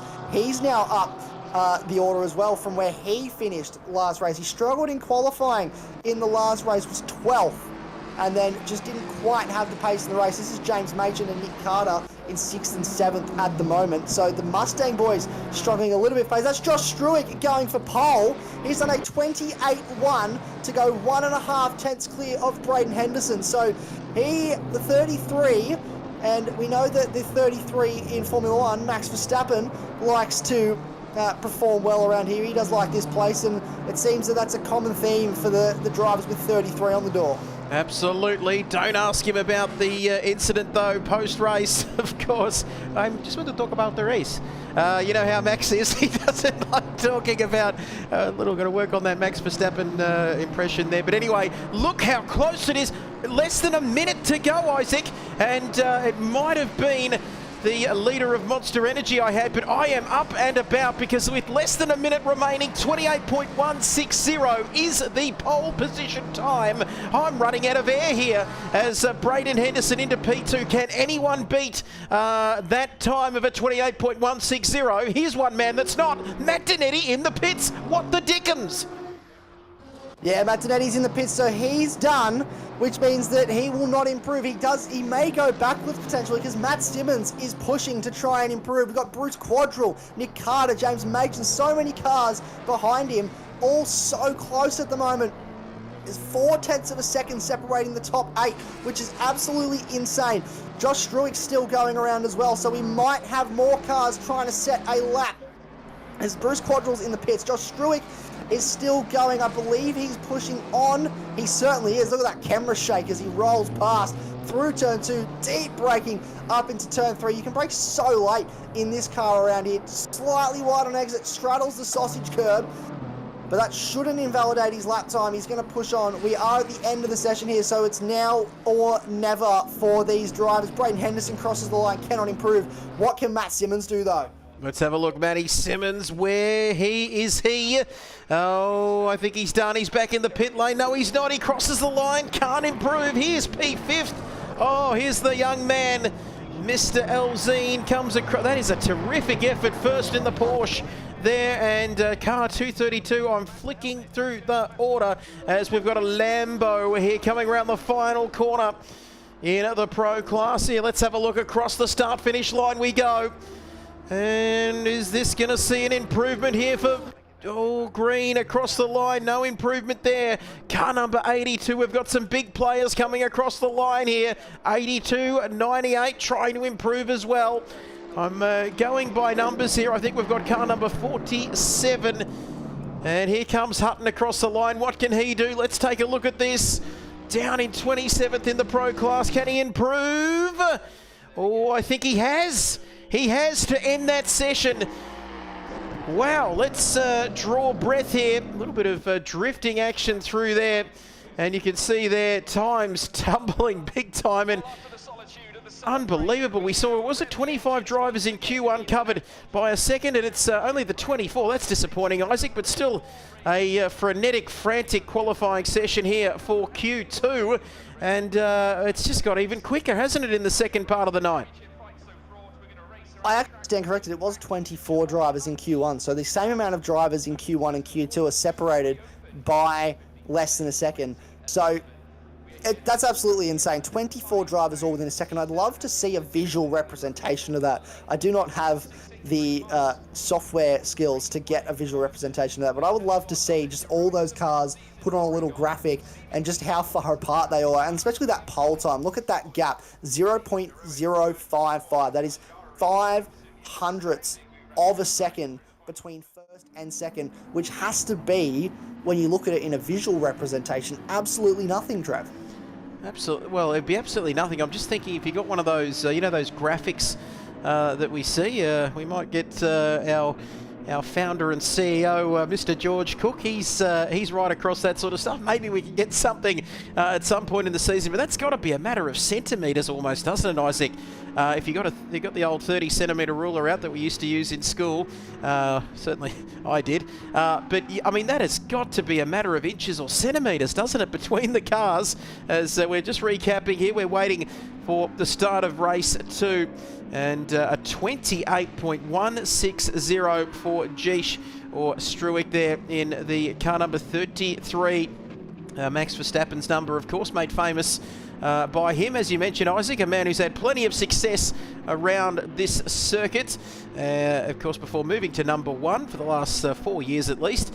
But Braden Henderson, less than a tenth there further back to P2. And the interesting part about it is we've got Mustang, Mercedes, Mustang, BMW. We've got 4 constructors inside the top 6. And then first for the Ferraris down there, of course, with Quadrille in P7. And don't forget about Max Silver as well in number 75. Very close there in the Pro-Am class with Silver, Barton and Nicholson. Only a tenth, not even, between those top 3 in the Pro-Am. Yeah, those guys are absolutely they're so close to each other. It's really inseparable at the moment, and it's blowing my mind just how close these guys are in terms of pace. And we're going to see, hopefully it's not as chaotic start as we head into this second race. Hopefully everyone can get through the first lap cleanly. Again, 36 cars on the grid. It's a lot of cars. So, you know, it's going to take a little bit of common sense from these guys just to navigate in a smart way. But there's big stories up and down the field. Obviously, we'll see a better representation of that once the cars get going in this race and just where everyone shapes out. But I noticed that Josh Green and Chris Butt, the 2 Lamborghini drivers, improving both inside the top 20 following that qualifying session, which is huge. Josh Green was struggling. He was 25th in the first qualifying session, so he was struggling for pace in that first session, and he seems to have found a little bit more of it, and hopefully that can continue into the race. Absolutely. The drivers just starting to pull away on their formation laps as well. Tanner, Boyd and Stewart as well in the AM class. Can't forget about the AM class, Isaac. Of course, it would be remiss of us to forget about the AM class as well. We love those guys and what they do down there as we get ready once again to get underway on our formation lap at least. Of course, like I mentioned, Tanner there, car number 97, and then Boyd for the Fogarty Motorsport McDonald's entry, BMW, and then Stewart, a man who, well, he might be slipping under the radar, Isaac, but he just gets the job done, doesn't he? And he's right there or thereabouts in terms of the championship. This man playing the long game in the points game. Yeah, he leads the way, and it's 9 points, so it's a close gap. But he's just sort of chipping away, and he's the quiet assassin, the smiling assassin. He's a very lovely man to talk to, but you know, behind the wheel, he finds pace in places you wouldn't expect, and he's definitely one of my people to watch, one of my drivers to watch out for in terms of this AM Championship this season. Wayne Tanner is another one on pole again. He got the class win in the first race, which means that he most likely will lead the way in this championship coming out of that race, if not very close to. So if he can get another good result here, then he certainly can lead the way in this AM Championship. But Ian Stewart just stays out of trouble.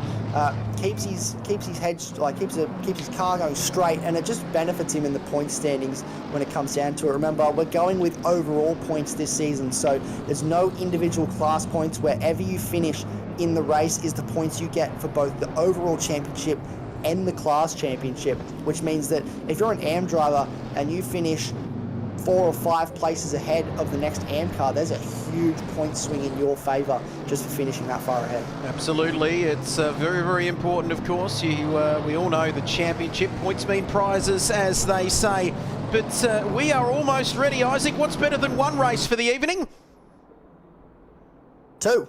Exactly, and we're about to do just that here. Another 30 minutes of action coming your way. It is Struick on pole position here. Henderson, our race winner from race 1, not too far behind him, but they're just getting everything up to temperature. Machin, Danetti and Simmons. Wow, that's a very handy top 5. Plenty of talent amongst them, and then the young man, of course, Elzine down there in P6, but we're going to stick with the front, of course. We're going to try and get the start of all 3 categories as well, which we got a bit distracted before, but we're going to do that just now. Here we go. We're getting ready to go racing for round 4 of season 2. Get with the program, Trevor, as we go green, green, green. Green light, green light. Now away we go here off the line, and Struick makes a good start holding that outside line. Oh, it's not looking so good. And Henderson, Machin, Danetti and Simmons all getting a piece of that action as we go through turn 1, and look at this. Struick has been swapped off the line here, Isaac, as we go through turn 2, approaching turn 3 on this opening lap. Henderson's done again what he does best. He's round now. Struick facing the wrong way. That's heavy contact with multiple cars. He's been turned by what it looks like to be maybe the number 8 Mercedes, BMW, I should say, Matt Simmons, but there was contact. It was messy through that corner. Multiple cars making contact with Struick as he went through. There'll be heavy damage to the front end of that Mustang, and that is absolutely huge. But Braden Henderson once again manages to pull out the move around the outside, gets the better drive off the corner, and finds his way up into the lead of this race out of the corner. Matt Danetti up into second by look, but look at the lead that Braden Henderson has coming out of turn 8. That is a massive lead, 2.4 seconds. Then Matt Danetti, James Major, Matt Simmons, Adam Elzine, then Cameron Fleming, Aiden Holt, Nick Carter, Bruce Quadrell.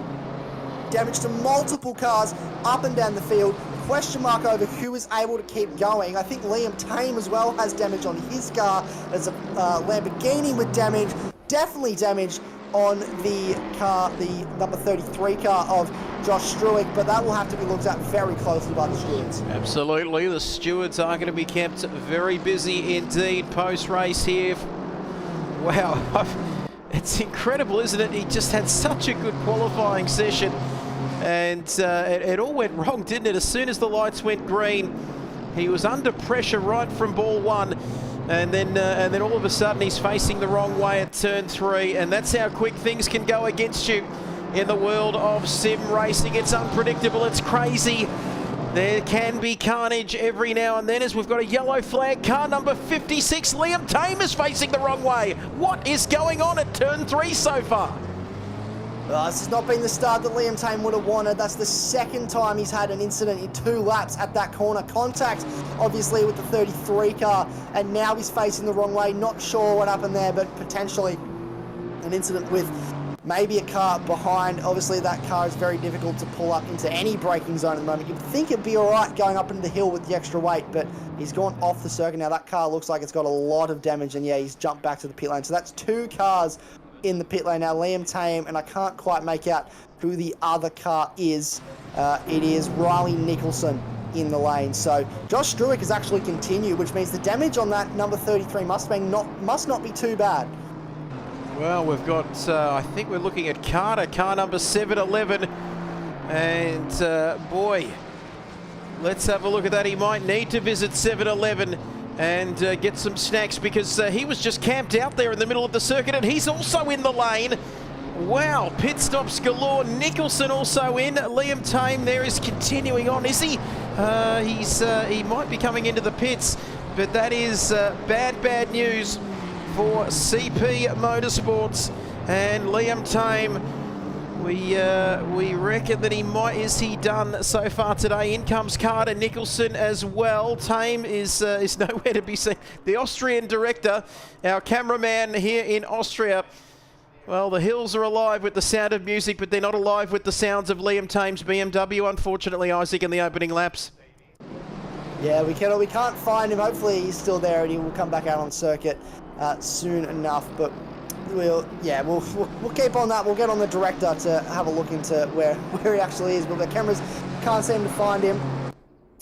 Riley Nicholson in the pit lane with a throttle issue, cannot get the car to accelerate at the moment. So that is a problem that he's having, a technical issue. They're in the pedal box at the moment, his team trying to figure out what's going on there. But Braden Henderson, 3.4 second lead over Martinetti. That is a free kick. That incident at the start, he's just sailed away into the distance. He led the first race and it was pretty close between himself and Martinetti in that first race. You have to admit, it was within about a second the entire race. He's just disappeared into the distance. He's off in the Austrian hillside already. I don't know what's happened to Martinetti. He might be struggling a little bit early on with his race, with the race tyre, maybe trying to save a bit of tyre for later in the race. But he's just pulled about a second in the last two laps as Braden Henderson, and now Martinetti's got James Machin right behind him for company. Unbelievable. He is dancing around with the Von Trapp family at the moment. He is absolutely on fire here. 3.3 seconds, but James Machin is still right behind Martinetti there. Another Matt Simmons down there in P4. A little bit of damage to the front of that car. It could be merely cosmetic, but here's Elzine, I should say, in P5 there in the Porsche. And really representing Porsche, isn't he here, Isaac? He's there's not too many Porsches out there, and he's well and truly amongst it in the pro class. The 13-year-old as well. Can you believe it? Young and mixing it with these professional guys. Yeah, he is absolutely quick. He's been putting in the practice this week as well. Just lap after lap, he's been doing his best to make sure that he can beat up the pointy end. He's the only driver, his teammate Daniel Mortimer, not able to make it so far this season. Was supposed to race tonight, but had to pull out last minute due to some other commitments that he had.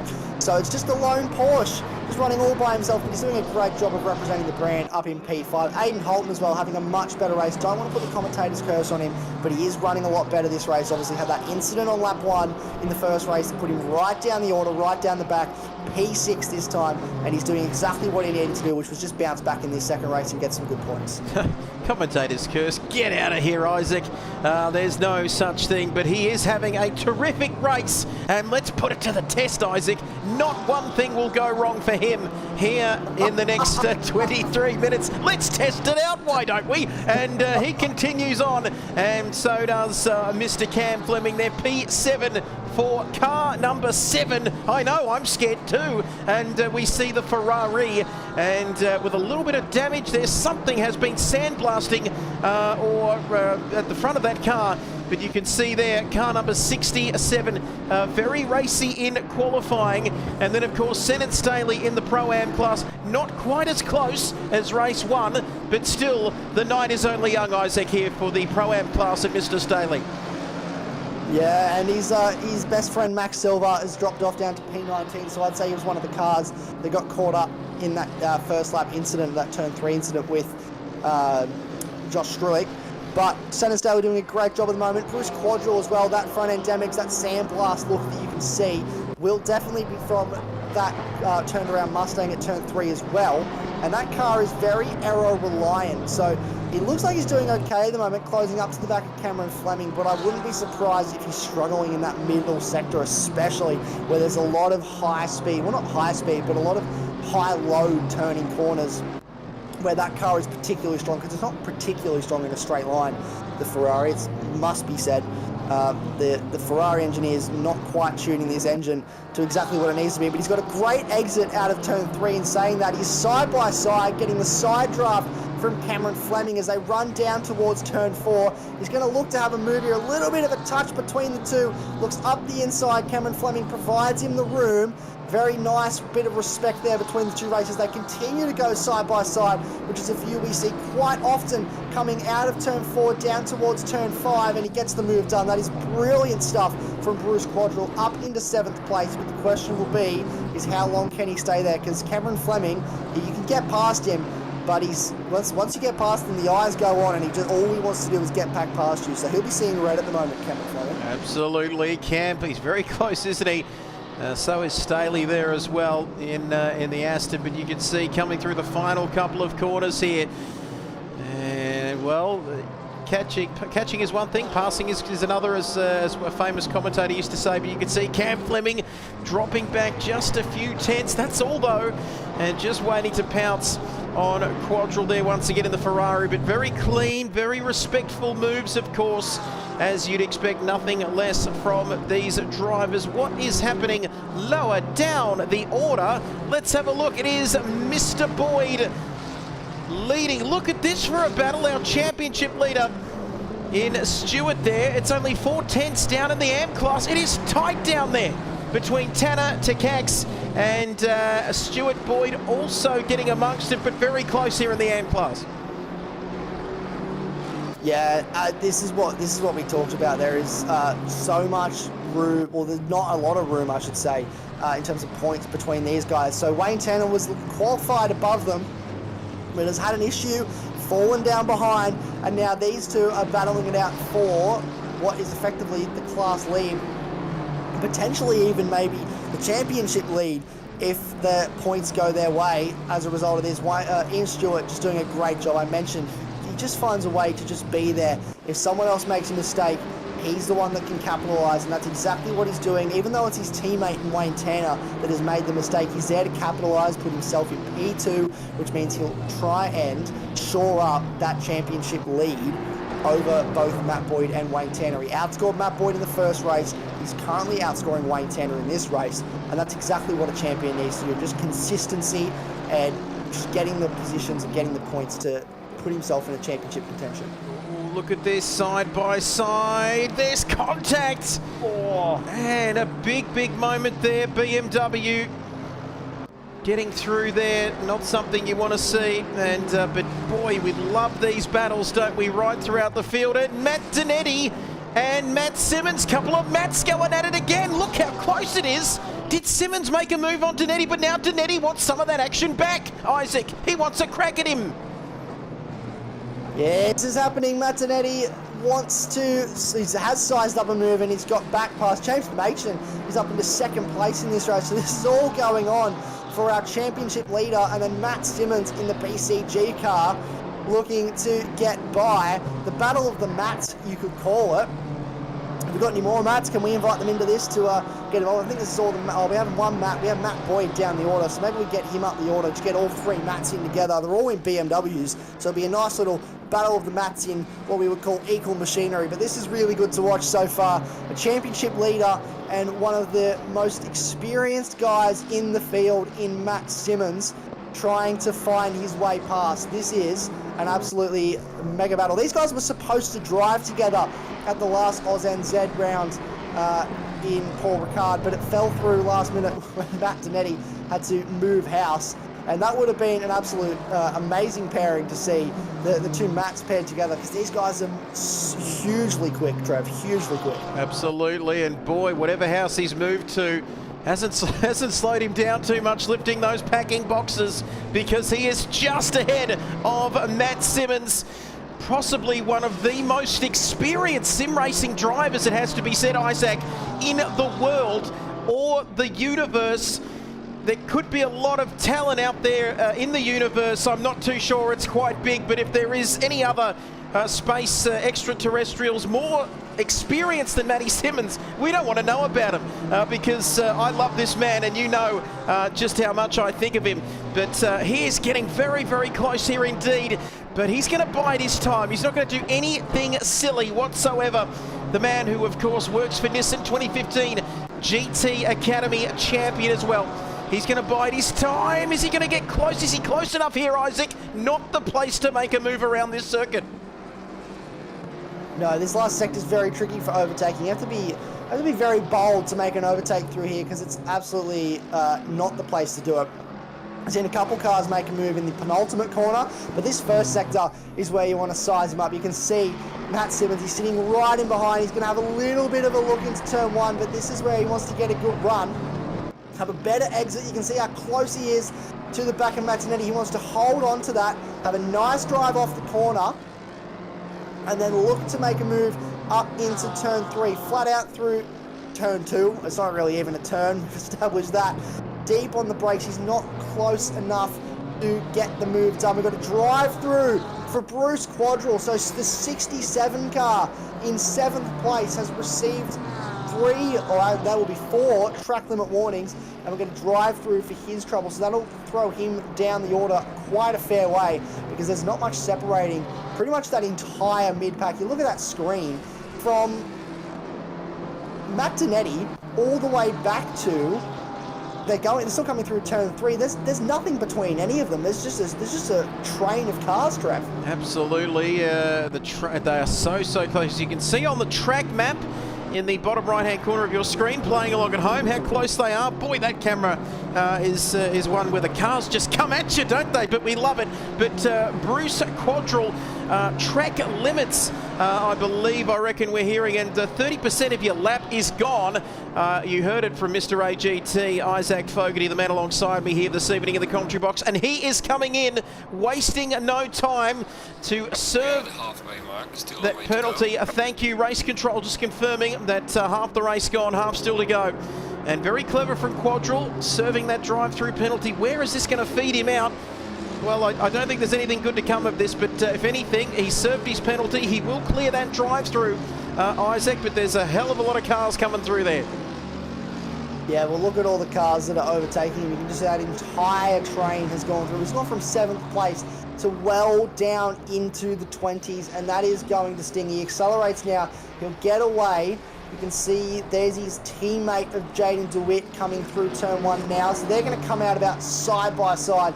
Maybe a couple team orders take place here just to let him go, but he's going to fall in behind there. And we've got a car around, it looks like, at turn 1. We've got yellow flags out. That's the 47 car maybe getting going again. There was a car that was stopped. I couldn't quite see what the number was. I believe it was 47 maybe. And he is waiting down at turn 2 for him to leave. There's another car around at turn 1. It's all happening at the moment. The yellow flag's flying. There's a car stopped on the outside of turn 1 at the moment. I believe that looks like it's 79 maybe of Matt Boyd, which that is huge. And it is Matt Boyd that has stopped down at turn 1. He's now going again. There he is. I can see him going again. And that is huge. And he is lost now. He's now last in class. He's got a bit of damage on that front end. So it looks like there's been a bit of an incident between himself and someone else at that first corner. Do you remember that Charles Leclerc video from many years ago in his karting days? Nothing, just an incident. Well, that is a big incident there. And you can see that that bonnet is flapping around on the McDonald's car there, like you know when you get a Big Mac and you finished it and the box is just flapping around there. That's probably the McDonald's theme there, just getting me. But is he going to come into the pits now? That's the big question. Is he going to continue on? 1.4 seconds is the gap. It's going to be more than that. But let's have a look. The two Fogarty cars there running line astern. Is he going to come into the pits? He's 12 minutes left. It's going to be interesting to see what he does. Do you think he's going to come in here? I believe he might be heading that way. No, he's staying out, Isaac, and continuing on in the AM class. I think that's a smart call. We saw him carrying damage in race 1. Very similar looking damage as well, as we see Andrew Griffin coming into the lane. That might have been one of the other cars that was involved in that incident. But it's very smart to stay out. The car obviously still steers. He's right behind Takax, which is also his teammate. But he can make an overtake, get a podium. This is, speaking of podiums, this is Matt Simmons, still right within touching distance. These guys are basically bumper to bumper, and they have been for the last few laps, trying to find his way past Matt Zanetti, get himself up into the podium place. There's a cheeky flash of the lights there from Matt Zanetti. Not sure who that was to, because it's no one really in direct proximity in front of him. Braden Henderson continues to grow the lead. It's now about 5 seconds to James Machin. And we'll get a read. 4.8 seconds is the gap. Matt Simmons has a little cheeky look coming into turn 3, but he's not close enough. The drive-through for Max Silva as well. So to add insult to injury, the man who qualified inside the top 10, the Pro-Am driver, he's sitting 19th. He's now going to have to serve a drive-through and continue to tumble down the order in this race, which is going to sting. He had a great race in the first race, and I guess, Trev, you can't ask for everything. Absolutely. Well, you can ask for everything, but you might not get it. As we see Max Silva there just with that drive-through penalty, and if he's wise, he'll come in, serve that penalty. Not that I know too much about. Ooh, was that a green Porsche? Was that our man Elzine? I think it was, having a big moment there. And I think he's managed to keep everything in the right direction there through turn 6. Very easy for the drivers to go wide there, but you can see they're using, that's where the track limits come into play, don't they, Isaac? The drivers, as you'd expect them to, using up literally every centimetre of the black stuff, and sometimes they just venture out too far across the white lines. Yeah, using all the black stuff, and on some occasions a bit of the painted stuff. I'm not sure how Elzine is doing for track limits. I'd have to say he's probably pretty close the way he's driving this car. They all do their best, as everyone does in motorsport, to exploit the track limits to the best of their ability. I find most of the time I'm trying not to, and I do. But a lot of these drivers just try to, and they don't. So it's pushing these cars to the absolute limit. Aiden Holton sitting 1.6 seconds behind. Adam Elzine now, as a result of that, has dropped off that battle pack. He was quite close, potentially in a position to capitalise if that battle prolonged between the two Matts, Matt squared. Max Silva coming into the lane now to serve his drive-through penalty. Andrew Griffin still in the lane. Nick Carter and Liam Tame also still in the lane and not turning any laps in this race. Wayne Tanner is second in class, but right behind his teammate in Ian Stewart now. So these guys are right behind each other. Look at this, into turn 3. The two Kiwi pit lane Aston Martins are going on. There's a bit of a slowdown there, a bit of a stop. Someone may have had an incident, that's why they had to stop. Not sure what's going on, but that was very lucky to avoid contact. Yep, I thought oh, there's a Ferrari. Is that Quadrille? It could be someone. It's DeWitt. It's Jaden DeWitt. Yeah, DeWitt was off there at Slosgold. I thought my internet had dropped out for a second there. Everything stopped. I almost had to do a double take. But well, are there some team orders going on here with these two? Fernando is faster than you. Confirm you acknowledge Felipe. Felipe, baby, stay cool. I'm sure that Stewart will be staying cool there. And I believe that was DeWitt and these other guys in the pit lane.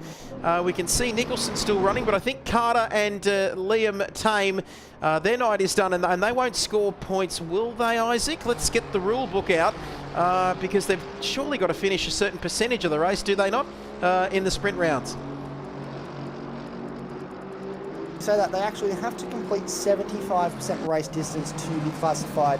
And there's a bit of a grey area here, because I believe these drivers will try and argue that they have completed 75% of the race distance, but they haven't actually completed any laps on track. They've just sat in the server, so they will actually go down as DNFs in this race. They won't get any points because they have not actually completed any of the actual lap running of this race. If they completed more laps, it's on a case-by-case basis, so the stewards can look at it and say, you know, you completed 7 or 8 laps, like you did complete laps and then you had an issue or something, so we can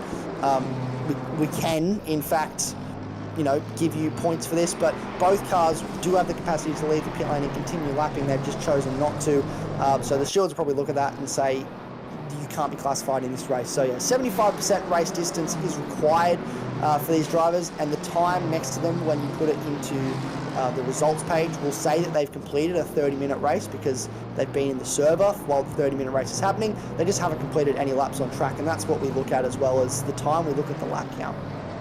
Absolutely, and that is not great for the CP Motorsports concern there. I'll tell you what, Matty Simmons, the gap's increasing there, and as we see Aiden Holton getting close to the young man in Elzine there.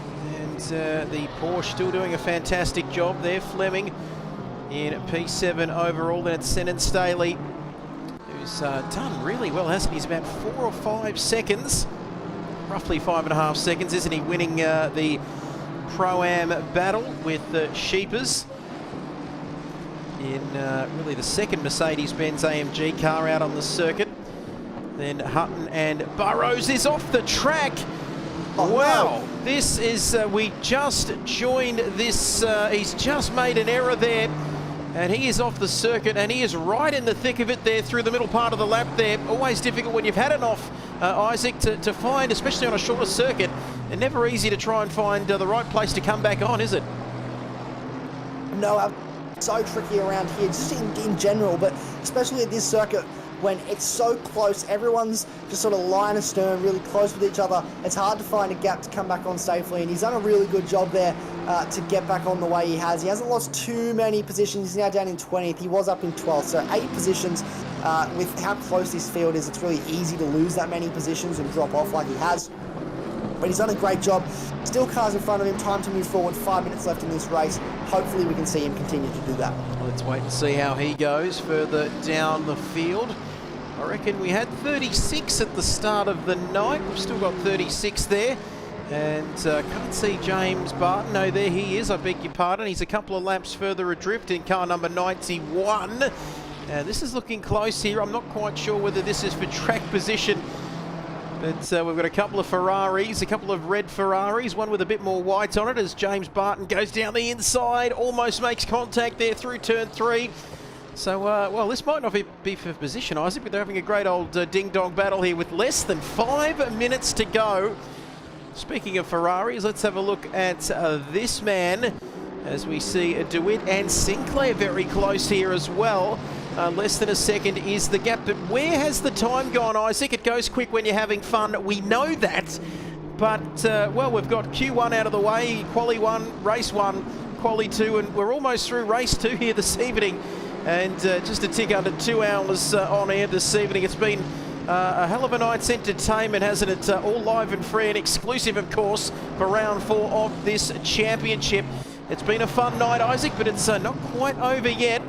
4 minutes to go. Anything can happen, but it's looking like a sure thing that this man could get a clean sweep here this evening. Yeah, this is absolutely mega from Braden Henderson. It's been a brilliant performance. That first race, I thought he drove absolutely brilliantly. He did a great job over Magnetti. This race, he's just dominated from start to finish. A 6.3 second gap back to James Machen, who still has the fastest lap of the race, but that gap has just continued to grow.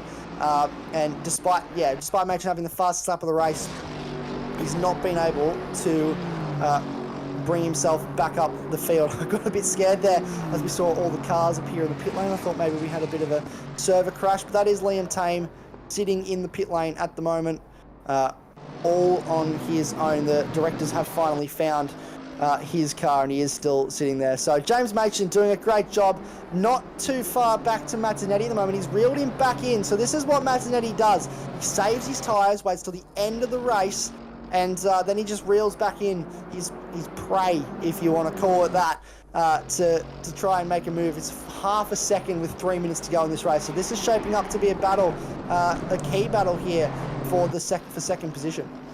Absolutely, we're getting it to the final countdown here in this race 2. Adrenaline GT, of course, here on Assetto Corsa, and it is a fantastic race we are seeing. Oh, Matt Dinetti, not the guy you want to have behind you with 2 and a bit minutes left after a long evening of sweaty racing. And this has been action-packed round 4 of this championship. The first sprint round, the first official sprint round that we've actually completed there, as there's a yellow flag. Car number 232 is off the circuit, and Green having a big moment there through turn 1. Didn't quite see it. We've caught the end of that, but that is a Lamborghini looking very worse for wear there as he's continued on now. And is he under? He's going to be under pressure here, I think.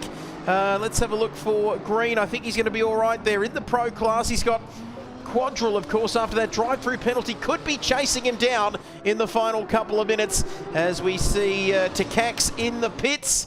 What could this be for? Is he retiring that car? There's no real damage there to speak of. If you could please get inside the mind of this man, what is happening there? I believe he's having connection issues, so it may potentially have been a disconnection, or he's just lagging so much that he's brought it back to the pit lane. But he has been having connection issues throughout the evening. Only driver that seems to really be having those issues at this stage, touch wood, with a minute and a half to go. But he lives in Hungary, so he's on the other side of the world, and he's racing from Europe, so it's a big ask for his connection to sort of be beamed across the world. So he has a high ping, and sometimes, especially in high load servers like this, it can make him bounce around a bit. So he's made the smart decision to come to the lane. Once it stabilizes a bit, he'll probably come back out to finish the race. But yeah, so that's disappointing for him. He was doing a really good job. Was third in class at one stage, but regardless, he's done a brilliant job. And this man, like, we can't praise him enough, can we? He'll have one more lap to go when he crosses the line, but he's just done a brilliant job as always. Absolutely, no arguments from me. Team XV, Prima, and you can see Braden Henderson, Pro-Am, not Pro-Am, beg your pardon, Pro Class, of course, there. They finished 6th in Season 1, but boy, oh boy, here in Season 2, he is doing very well. Could he be a name? I'm sure he will be. Big name in the world of sim racing. Across the line he comes, final lap coming up for him. James Matchin, they're taking a bit of an alternative line through that final corner. He's got Matt Donetti for company, and Matt Donetti will not let him rest one little bit, Isaac, on this final lap. Oh, he's getting close. 3, 2, 1, 0. How close is he going to be through turns 2 and 3 here? Well, the Mustang has the straight line speed advantage. It has less weight. It's my favourite thing to talk about this evening is how much weight this car has. 28 kilos on board. He has a little bit of a look into turn 3. Not quite close enough. If he can get the drive out of here, he could look for a move down into turn 4. It's going to have to be a big ask. That weight might help him run down the hill here. He's going to have to push. He'll be sitting behind the wheel of that BMW, just wheeling it forward. At the moment, he's not close enough again into turn 4. And that's really your last big overtaking opportunity. It might be the penultimate corner into turn 9 if he can make it stick, but it's going to be a big ask from here to get that move done. Absolutely. Let's wait and see how this one's going to turn out. We can see car number 877 getting very close there to the finish line. Oh, it doesn't feel right, does it? Taking our eyes off this battle. I'm getting excited, but we can see through the final couple of corners. We've got to get to our race leader, don't we? We haven't spoken about him too much. He's gone all Oscar Piastri on us here. Braden Henderson, as he comes across the line to win. Clean sweep for him. Here comes Matchin. Here comes Donetti. Who's it going to be? Toss of the coins. There goes James Matchin and Matt Donetti across the line. So does Matt Simmons, Elzine Holton as well. Better result for him in race 2. Cam Fleming across the line as well. Then it's Senan Staley winning in the Pro-Am class. Fantastic effort from him. It's close there between Hutton and Norley. They share the finish line together. Let's have a look further down the field to this man, Tanner. Well, we saw some team orders here, Isaac. And you can see there it's continuing on. Gray has a 30-second penalty, but we saw some team orders, but Tanner is going to get it done in the AM class here this evening. Yes, that 30-second penalty for Gray will be due to getting a drive-through penalty that was unserved. So he may have got that at the end on the last lap, and you can't really serve it on the last lap, so you just have to cop the 30-second time penalty that the game gives you.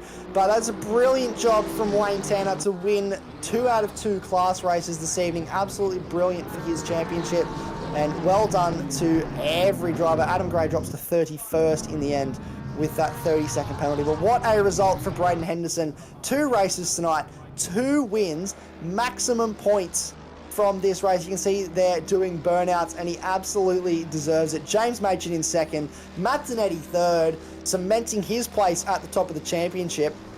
Matt Simmons in 4th, and Adam Elzine 5th. But I have to say, I think without a doubt, Trev, we were looking for the king of the ring tonight, and I have to say without a doubt it's Braden Henderson. Absolutely, and boy, He's got the knockout blows tonight, that's for sure. There are the results on your screen. Henderson winning, matched it in second. Danetti making him work for it right to the line. Then Staley taking out the Pro-Am class there. Sheeper's good to see him there. Norley as well, your podium in the Pro-Am class, I should say. Then Wayne Tanner as well. Ian Stewart there was second in the AM class, and we've lost those results on the screen. But what a night of racing! What a frenetic, frantic, and hectic evenings racing. These super sprint rounds, they're a new addition, aren't they? Season 2, slightly tweaked format from Season 1. But, boy, if they're anything like that for the rest of the season, the remaining sprint rounds, Isaac, I'm here for it.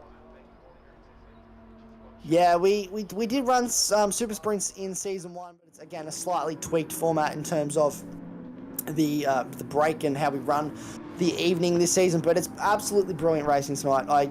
I use that term a lot, and I pick myself up a lot on using the word absolutely. But honestly, it couldn't have asked for a more action-packed event. We've never been to the Red Bull Ring before. This is our first time here in the hills of Austria, and it absolutely delivered for all of our drivers, for all of the fans watching at home. It was a brilliant spectacle. Plenty of action for us to keep track of. It felt like those both half-an-hour races went by quite quickly, Trev.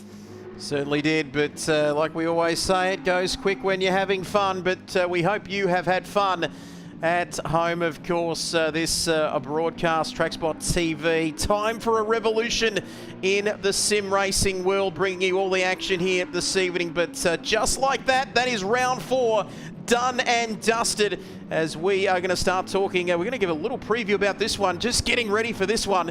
Round 5, of course, the American Grand Prix, and that is Sunday the 22nd of June. Knockout qualifying on Friday evening, Australian Eastern Time. A 180-minute race, 3 hours, whichever comes first, Isaac.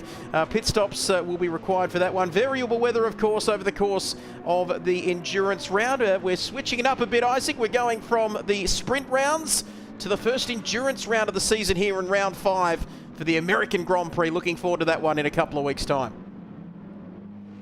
Yeah, first of our endurance round. So we move into a brand new format for this season we haven't seen yet. So a knockout qualifying on the Friday, and then a 3-hour race around Watkins Glen on the Sunday. And I'm very keen to see that. All our main game drivers pairing up together to form formidable duos.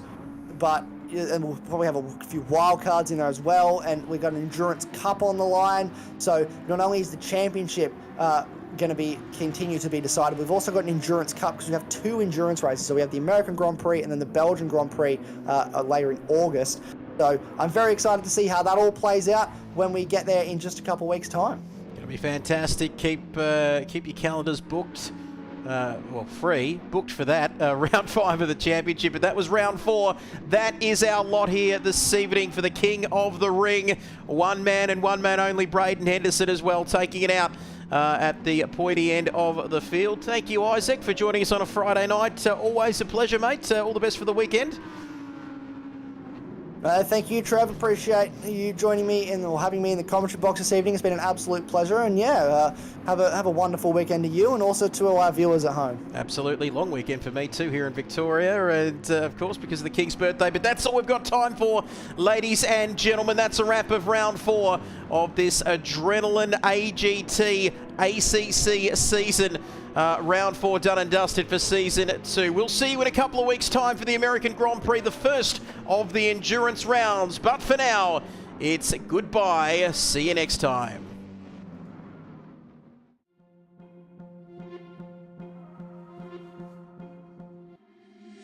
Been trying to change what I've been trying to say. Words don't come straight from my head to my mouth. It's such a shame that it fell out of place. Was never me that was bringing you down. Why we always looking for more? Why we always looking